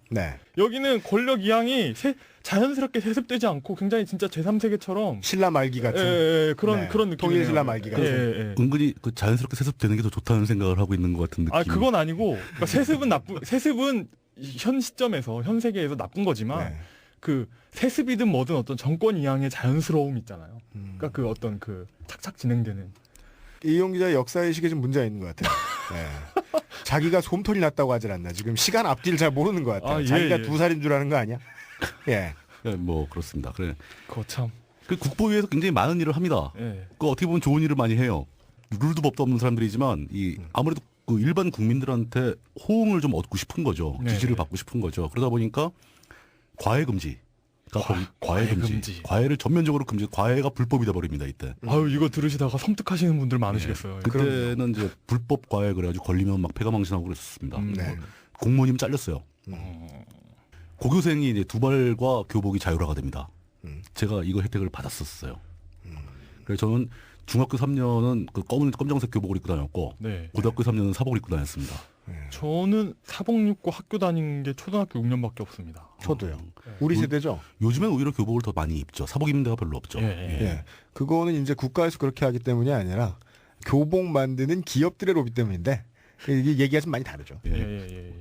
그리고 이제 대학의 졸업 정원제가 도입되기 시작했고 졸업 정원제. 졸업 정원제, 졸정제라고 그러는데 이제 예. 그때 신입생을 많이 받고 학교 도중에 이제 졸업시킨 숫자를 줄여라. 예. 졸업하기 어려운 학교. 예, 졸업하기 어려운 학교를 만들어서 대학생들 공부를 시켜야 된다. 뭐 이런 논리였던 공부해야 거죠. 되는 학교. 물론 공부하는 건 좋아요. 공부를 시키는 이유가 문제였죠. 그렇죠. 그리고 이건 그 세월이 지나면서 그러니까 전두환 방식이 아니라 훨씬 더 효율적인 방법이 있죠. 취업을 어렵게 하면 돼요. 지금이 그래서 전두환이 그렇게 꿈꾸던 있잖아요. 이상적인 사회야 이게. 그러니까 이게 이상적인 대학이에요. 전두환식 대학이에요. 예, 단 한 사람만 돈이 마르지 않으면 돼. 그러니까 그 생각을 왜 못했을까? 취업을 어렵게 하면 되는데. 지금 계속 무릎을 탁탁 치고 있을 거예요. 예, 예. 되게 아깝겠다. 그러니까 투표를 하게 하는데도 투표를 못 하게 하는 방법이 있다니까. 그러니까요. 네. 그리고 이때 82년도부터가 이제 본격적으로 학력고사가 도입이 되죠. 네. 그 본고사제도 다 없어지고 막 이런 식으로 사회를 막 생각하는 대로 막 뜯어 고칩니다. 이 사람들은 고치는 게 뭐 국회 의결도 필요 없고 뭐 여론조사도 필요 없고 공청회도 필요 없고 자기들이 생각나면 하는 거예요 그냥. 네. 약간 소말리아 느낌 납니다. 이게 요즘 보수 언론이 이야기하는 리더십이죠. 그 사람들은 이렇게 하고 싶은 거예요. 예. 뭐 무슨 국회에서 토론만 하면 리더십 부재라고 한다는 거예요. 네. 본능적으로 이걸 바라고 있는 거예요. 예, 그러니까요. 메시아가 재림하기를. 누군가 알아서 다 해주길 바라는 거죠. 예. 예. 그렇습니다. 그래 5월 지나고 이제 8월이 돼가지고 차근차근 이제 전두환이 권력을 잡아가는 과정을 설명드리는 거예요. 네. 최규하 대통령이 사퇴를 발표합니다. 근데 아이고. 재밌는 것은 아무도 안 놀랐어요. 하야. 하야가 아니죠. 자진이 나는 거니까. 아. 그 하야는 옛날 얘기고 예. 최규하 대통령이 사퇴를 했고 그다음에 이제 전두환은 전역을 합니다. 제대하는 거죠. 군대를 나오는 거죠. 네. 대통령 해야 되니까. 네. 나오면서 이제 그 대장으로 이제 별 4개로 포스터로 승진하면서 전역을 하게 되죠. 그냥 뭐 어차피 자기 마음대로 그 만들어 다는 별인데 한 20개쯤 달지 그랬는지 모르겠어요. 뭐 4개만 달고 나와. 그러니까 뭐 그 두바이 7성급 호텔 이런 것처럼 7개. 7성급 장성 이러면서 세계 이렇게 최초 7성급 장성 이런. 모자에 별이 20개다. 예. 그러면 그런 건 왠지 막 뉴에라에서 만든 것 같잖아요. 스냅백도 아니고 오리지널 이렇게 사이즈 따라 사야 되는 이 6만 원 넘는 그런 예. 예. 군인 덕후용 뉴에라. 전두환 리미티드 에디션. 아 그러고 보면 성남 일화 있잖아요. 축구팀. 네. 걔네가 우승을 7번 해서 별이 7개거든요. 아 그렇군요. 예, 그걸 좀 벤치마킹 해가지고. 뉴욕 양키스가 우승할 때마다 유니폼에 별 하나씩 달았으면 지금 성조기가 됐겠네요. 아 그만 좀 해줘. 이상한 얘기만. 이런 내용을 담고 있는 무규칙 2종 매거진 덧단지가 창간됩니다. 예. 아이고. 근데 네. 사실 지금 이 내용보다 당시에 진행되는 역사가 더 황당하고 더 무규칙이었어요. 9월 1일에 통일주체 국민회의를 다시 열어가지고 전두환을 선출을 합니다. 네. 지지율이 얼마나 나왔겠습니까? 통일주체 국민회의랑 체육관 선거인단. 그렇죠. 체육관 선거인단을 또 했어요. 아직 헌법을 못 고쳤으니까. 네. 자기는 대통령이 빨리 돼야 되겠고. 네. 최규환 쫓아냈으니까. 네. 2,525명이 투표를 해서 2,524명이 찬성을 합니다. 네. 그 한 명은 무슨 깡이었을까요? 한 명도 반대한 게 아니고 무효였어요. 아. 제가 보기에는 원시죠, 원시. 도장을 잘못 찍은 거야. 아니요, 제가 보기에는 이거 누구한테 무효를 시키라고 임무를 준 것 같아요. 왜냐하면 득표율이 100% 나오면 쪽팔리잖아요. 아니야 이건 그 한 표는 뭐랄까. 뭐가 묻었나?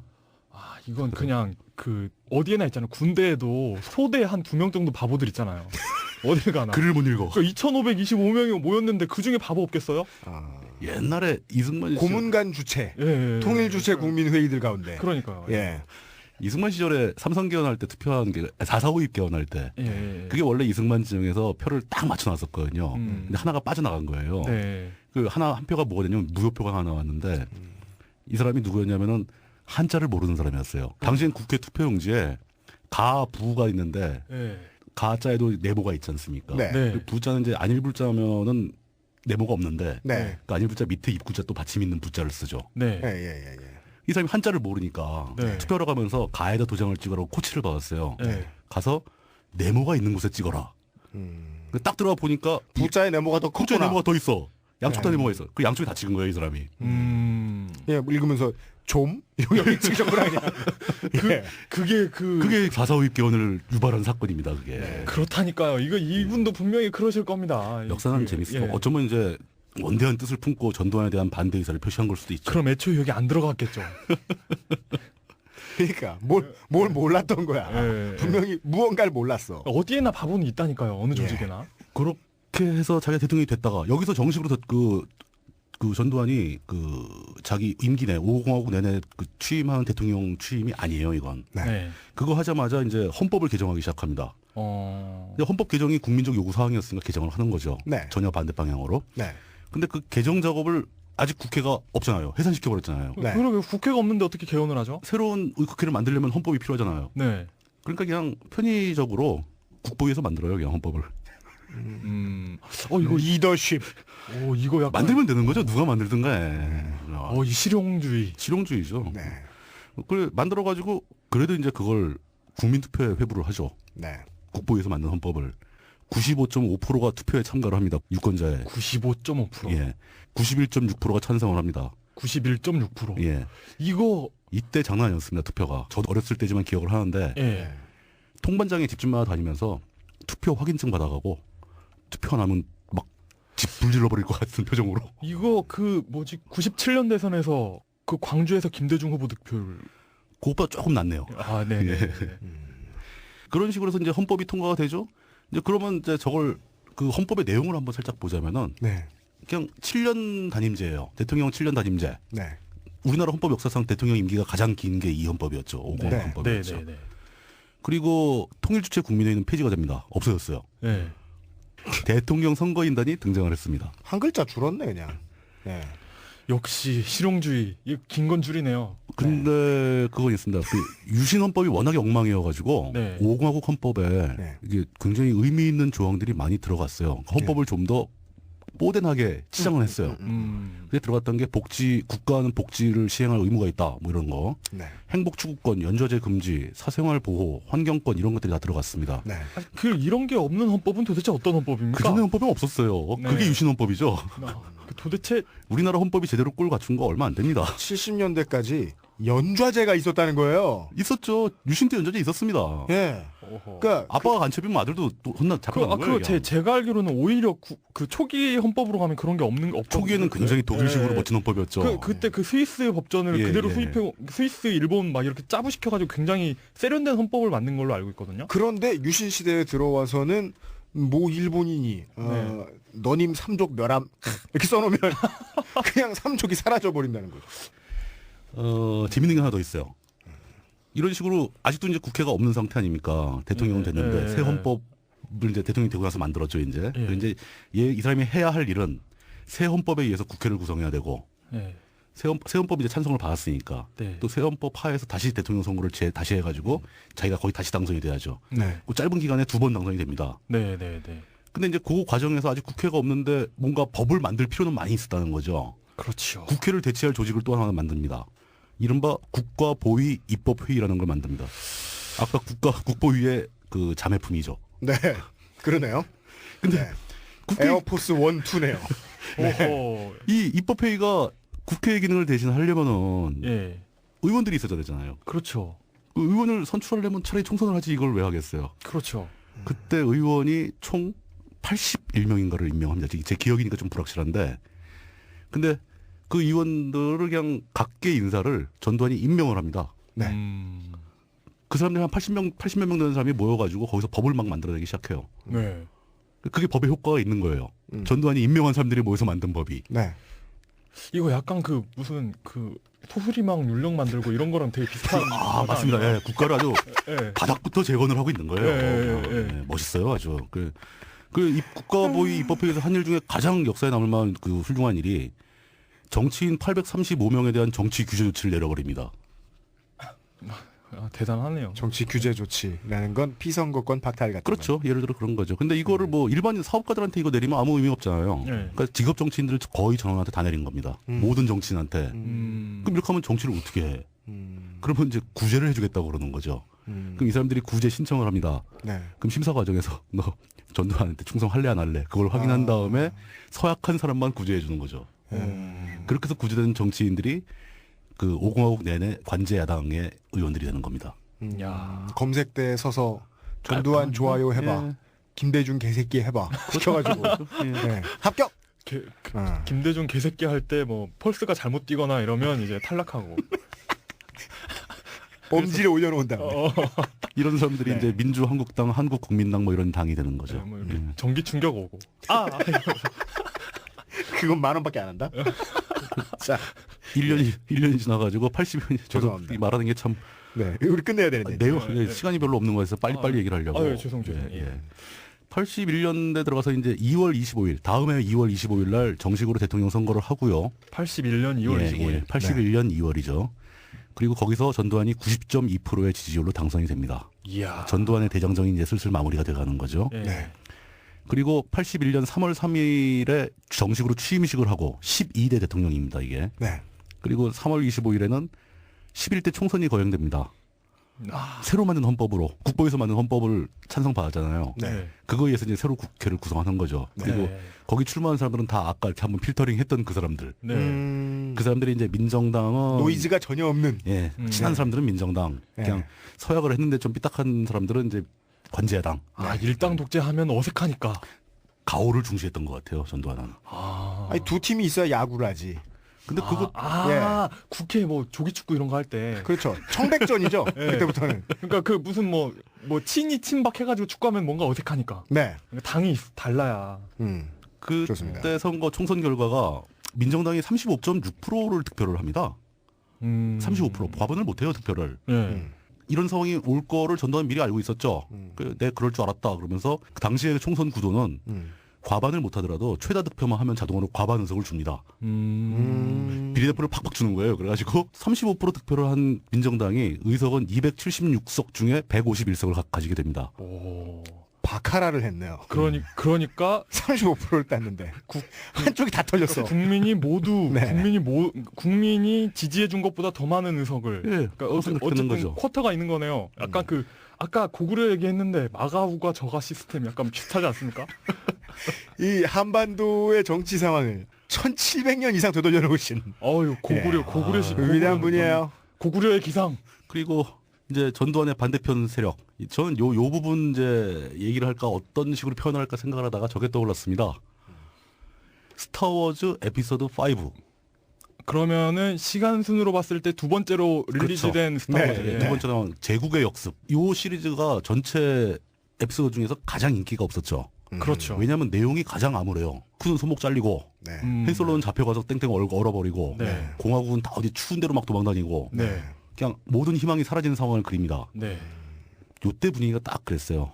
김대중은 잡혀갔죠 아까. 그래가지고 내라는 뭐 혐의로 기소가 돼가지고 사형 선고를 받죠. 예.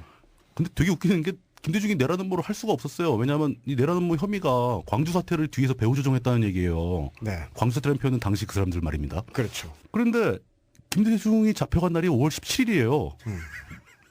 사건이 터지기 전에 자기가 잡아놓고 그 사건을 배후 조종했다고 기소를 한 겁니다. 옥중에서 뭐 마인드 컨트롤 했나 뭐 이런 거죠. 네. 와 이거 뭐지? 근데 사실 광주 시민들이 네. 그 5월 17일, 18일부터 이제 막 분노하기 시작했던 것 중에 가장 큰 요인 중에 하나가 전두환이가 김대중 잡아넣었다. 네. 이 소문이 전해지면서 폭발합니다. 의미가 있죠. 네. 예. 그러니까 배후 조종은 아니죠. 아 그럼요. 그게 무슨 배후 조종이야.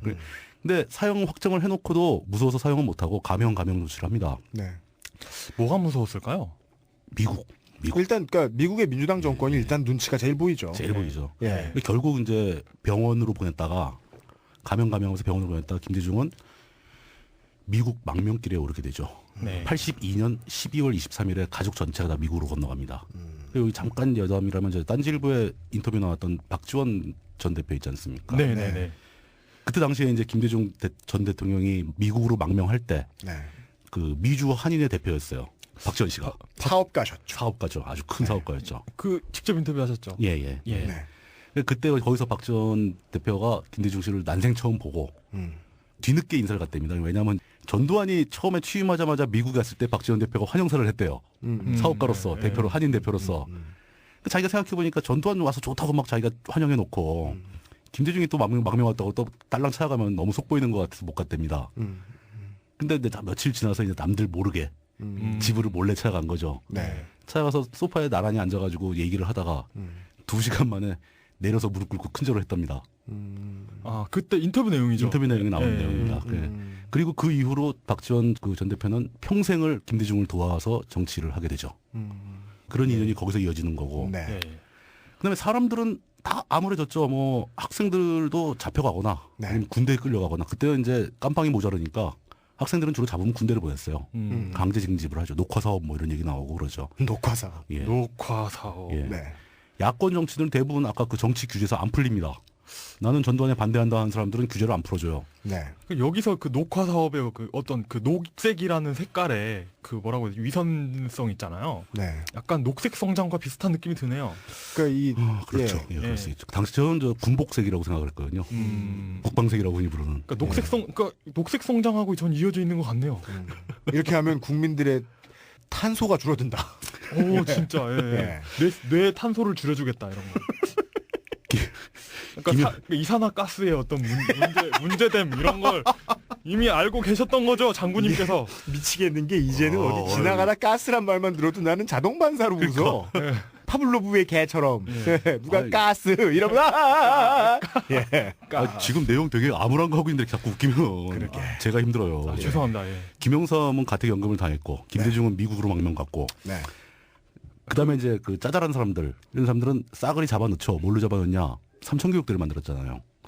깡패 소탕한 다음 명목으로 삼천교육대를 만들어서 네. 뭐 월간지 기자, 신문 기자, 학교 선생 뭐 가릴 거 없습니다. 말 한마디 실수한 사람 다 잡혀갑니다. 네. 사회가 아주 조용하고 깔끔해졌죠. 사람들은 오히려 길거리 폭력배들, 조폭들 없어졌다고 좋아하는 사람도 많았어요. 자, 그리고 정치권은 야당은 다 없어지고 이제 관제야당 남아서 거수기 노릇하고 있고 사람들 눈에 보이는 건 조작된 신문과 검열된 언론들. 네. 아무것도 안 보이는 거죠. 아무것도. 전두환이 무슨 짓을 한 건지 실제 지금 무슨 일이 벌어지는지 아무것도 모르고 외신도 안 들어오고 당시에 외신 들어오려면 숨겨갖고 들어왔었어야 돼요. 요즘에 클릭만 하면 볼 수 있는 타임지 같은 거 네. 옷가방 속에 숨겨서 그것도 해외여행 가능한 사람이 몇 안 됐죠. 네. 막 숨겨서 들어오면 그걸 막 다 손으로 필사해서 서로 돌려보고 막 그랬었어요. 이야 이거 진짜 고구려 시대 느낌이네요. 진짜 그 고립된 거죠. 당나라에서 수입해온 그런 책 막 필사해서 서로 학자들끼리 예. 돌려보는. 그렇게 모든 희망이 다 사라지고 예. 그 희망이 사라진 자리를 전두환의 그 유명한 3S 정책이 채우게 되는 거죠. 네. 스포츠, 스크린, 섹스. 음. 그리고 이제 자기가 당선 그 대통령 정상적으로 이제 모든 국가 정계 다 끝나니까 네. 네. 81년대 뭐 단군 일의 최대 행사 축제라고 국풍 80일 뭐 이런 걸 개최합니다. 국풍 80일 그때 예. 그때 그 막 혜성처럼 등장한 가수가 이용이죠. 예. 뭐야 그게. 여기 이용 씨 얘기 하려고 써왔어요 저도. 아, 그래서 좋아요? 그냥 그리고 네. 저랑은 상관없어요. 예. 박정희 시대에는 이런 영화가 공식적으로 극장에 걸리기가 되게 힘들었는데 네. 81년부터 이제 앵무새 몸으로 울었다. 아, 뭐 예. 뽕 시리즈, 뭐 젖소부인 막 이런 게 막 나오기 시작합니다. 저런. 예. 그러니까 뭐 그런 영화들을 굉장히 자유롭게 풀어주는 거죠. 그러니까 어떤 네. 에로 영화의 예. 어떤 중흥기였죠. 그, 반정부적인 내용은 칼같이 때려잡고 네. 젖소 부인은 90년대. 젖소부인은 나중이죠. 네. 예. 네. 아 이거 1등을 하더니 점점 이제 엄밀해져요 내용이. 그러니까요. 예. 이런 문제 감수에 있어서 이게 저 육두방장 마사오님을 옆에 앉혀놓고 아 그러니까요. 부장장 있어야 돼요. 이런 거 감수해야 돼. 네. 아 근데 그분 기획사와 감독 이름도 아실 걸? 근데 마사오님 맞다 이번에 대선 출마 선언하셨죠? 아, 맞다. 그, 아 네. 바쁘시겠네요. 예. 마사오 대선 후보. 아, 예. 여기서 마사오는 UMC 유이가 좋아하는 다카키 마사오 짱이 아니라 최근 대선 출마를 선언한 딴지 일보의 시사만 평가 마사오 화백입니다. 왜 이 사람이 대선 후보가 되었는지 딴지 일보 홈페이지에서 확인하세요. 아 근데 마사오님은 일본 동영상 전문이라서 예. 잘 모르실 수도 있어요 의외로. 그렇죠. 뭐 맞다. 그 정도 수준은 취급하지 않을 수도 있어요. 그런 분들이 아는 건 예. 국내 그 작품의 작가가 아니라 네. 일본 작품의 품번. 예, 그렇죠. 뭐, 예, 그렇죠. 뭐 알파벳 세 글자와 숫자 4개로 이루어진. 예, 제가 지금 정말 정치부장님한테 얼마나 죄송한지 몰라요. 그리고 빨리 제- 끝나라고 예, 예. 얘기해놓고 우리가 개드립 치느라고 시간 쓰고 있어요. 죄송합니다. 제일 예, 큰 게 82년도에 네. 네. 드디어 우리 한국의 프로야구가 개막됩니다. 아, 그렇죠. 전두환의 공로입니다. 그렇게 5공화국이 흘러가기 시작합니다. 근데 이런 식으로 만들어놨다고 해서 시민들이 가만히 있겠냐는 거죠. 시민들이 잠들 것이냐, 모르고 넘어갈 것이냐, 자기들을 용납해 줄 것이냐, 절대 그렇지 않다는 겁니다. 네. 제다이가 귀환하고 반격이 시작되듯이 시민들의 반격이 시작될 그 기운이 땅속에서 흐르고 있었다는 거죠. 눈이 뿌연 상황이지만 예. 정신을 완전히 잃은 것은 아닐 것이다. 지금하고도 비슷하죠. 비슷하죠. 네. 요 이제 드디어 이 일방적으로 린치를 당하고 지 마음대로 모든 나라를 다 떡 주무르듯이 주무른 사람들에 대해서 예. 대항해서 우리 쪽이 어떻게 반항을 하기 시작했는가, 저항을 하기 시작했는가, 네. 그리고 그 반격이 어떻게 시작됐는가는 다음 시간에 이어가기로 하겠습니다. 네. 음. 다음 시간에는 이 전두환 정부와 국민의 밀당사로 이름을 바꾸든지 해야 되겠어요. 그러면은 뭐 다음 시간은 제국의 역습이 아니라 이번이 제국의 역습이었죠. 제다이의 귀환이군요. 근데 그 다음 생각을 시간은. 해봤는데 예. 제다이의 귀환은 좀 안 어울리는 것 같아요. 사실 저 김대중 후보가 미국 갔다 돌아오긴 하거든요. 네. 근데 그 아저씨가 제다이는 아니잖아. 그렇죠. 제다이는 아니죠. DJ DJ의 DJ 귀환. 카이저 소재죠. 아니 근데 사실은 김대중이나 김영삼보다 DJ다이. 뭐. 굉장히 복합적인 사회 전반의 저항이 벌어집니다. 그 얘기를 하게 되는 거니까 뭐 네. 제다이 한 명으로 시선이 집중되는 건 원치 않아요. 네. 그럼요. 역사의 영웅을 한두 명을 기록하는 이유는 지면이 부족해서죠. 그 사람만 잘했기 때문이 아니에요. 네. 예. 프랑스 대혁명에 대해서 이야기하면서 거기에 참여했던 모든 인원을 다 적어 놓을 수 없었기 때문에 그리고 특히 고대사 같은 경우는 비석에 적어야 하기 때문에 예. 공간이 매우 적습니다. 그러니까요. 제가 다니던 대학교에 제일 삐까뻔쩍한 새 건물에 가봐도 돈 내준 사람만 돌에 이름 새겨줘요. 저런.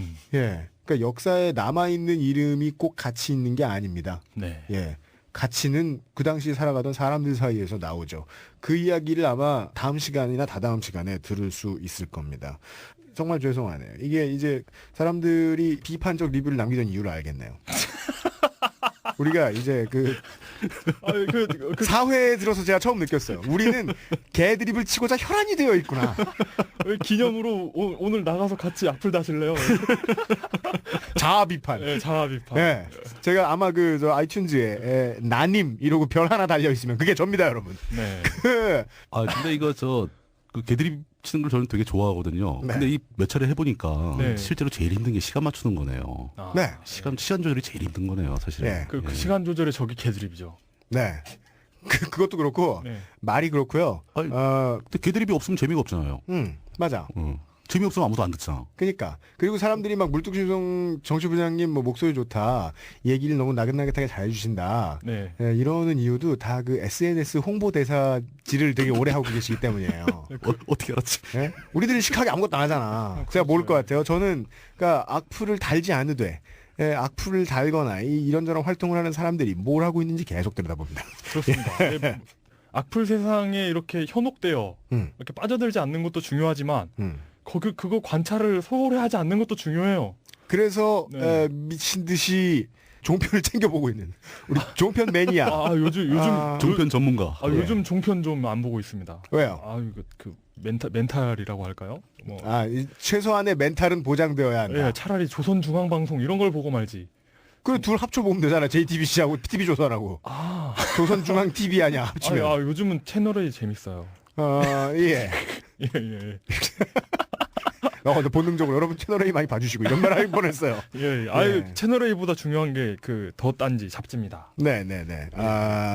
처음에 정치부장님의 죄송합니다. 덧단지에서 그 얘기 안 했다. 예, 마지막 홍보 고. 덧단지가 첫 판이 네. 전자책 형태로 나올 예정이잖아요. 네. 네.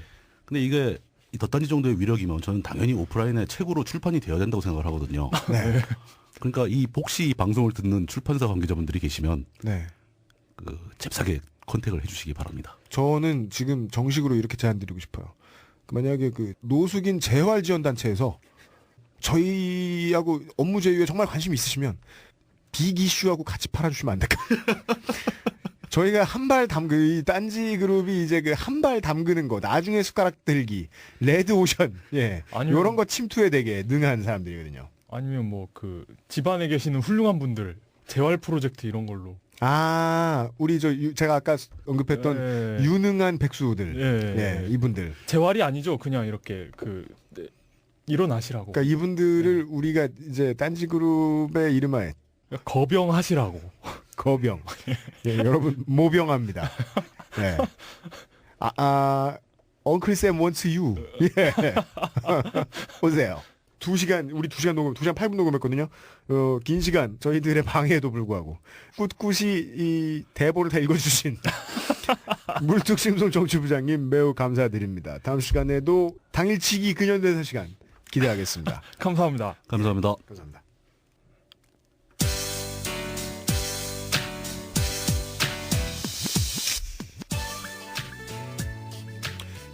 방송을 만들어 보니까 옛날에 왕년에는 그냥 진행만 살짝 해보고 10년 전 이런 때는 다 만드는 건 안 해봤는데 방송을 만들어 보니까 되게 피곤하고 뭐 재밌어요. 왜냐하면 이야기를 듣는 게 재미있기 때문에 그리고 그 안에서 나오는 사실들을 체험하는 게 재미있기 때문에 알미 곧 희열입니다. 그런데 그것도 결국은 언젠가는 사람을 지치게 만들 수도 있고요. 그리고 이 지식이 모이면 방송도 되지만 간혹가다 정치 세력도 됩니다. 그러면 그때부터는 지식이 아니라 사람들을 만나야 돼요.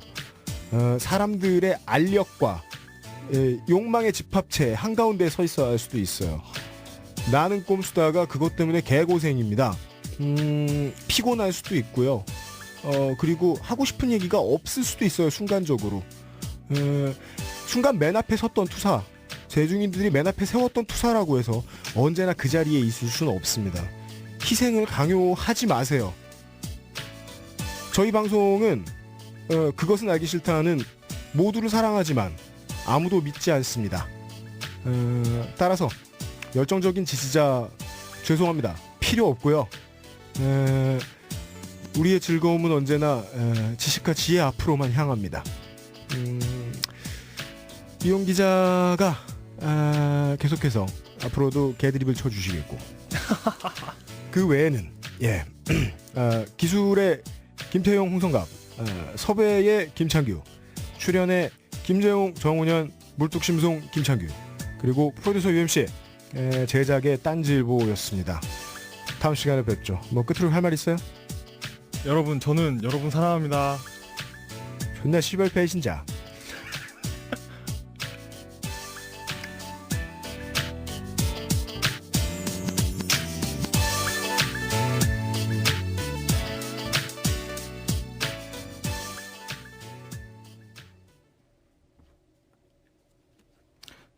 다시 한번 해봐 그래. 다시 한번 부탁드립니다. 그것은 알기 싫다에서는 조선일보 정기구독을 대가로 금품이나 향응을 제공받으셨거나 제안받으신 경험이 있는 청취자분들의 제보를 기다립니다. ddanzi.master@gmail.com 딴지.master@gmail.com으로 제보 바랍니다. 구 혹은 읍면 단위 그 이상 자세한 주소와 함께 이거 다시 하면 안 돼요? 죄송합니다. 죄송합니다. 내가 이거 자르나 보자. 5줄을 못 읽냐. 다시 한번 부탁드립니다. 그것은 알기 싫다에서는 조선일보 정기구독을 대가로 금품이나 향응을 제공받으셨거나 제안받으신 경험이 있는 청취자분들의 제보를 기다립니다. ddanzi.master@ 죄송합니다. 이거 진짜 괜찮아요. 그냥 쭉 가도 돼요. 예. DDA. 다시 한번 부탁드립니다. 그것은 알기 싫다에서는 다시 한번 말고요. 자, 예. DDA. 그거부터 갈게요. 또 가수 체험하고 있네 또. 시작. ddanzi.master@gmail.com 딴지.master@gmail.com으로 제보 바랍니다. 구 혹은 읍면 단위 그 이상 자세한 주소와 함께 사진, 그러니까 현금 뭉치를 들고 판촉하는 사진, 각 학교, 경로당, 복지관에서 무료로 뿌려진 신문이나 상황 설명 혹은 영수증 사진으로 찍어주시면 감사하겠습니다.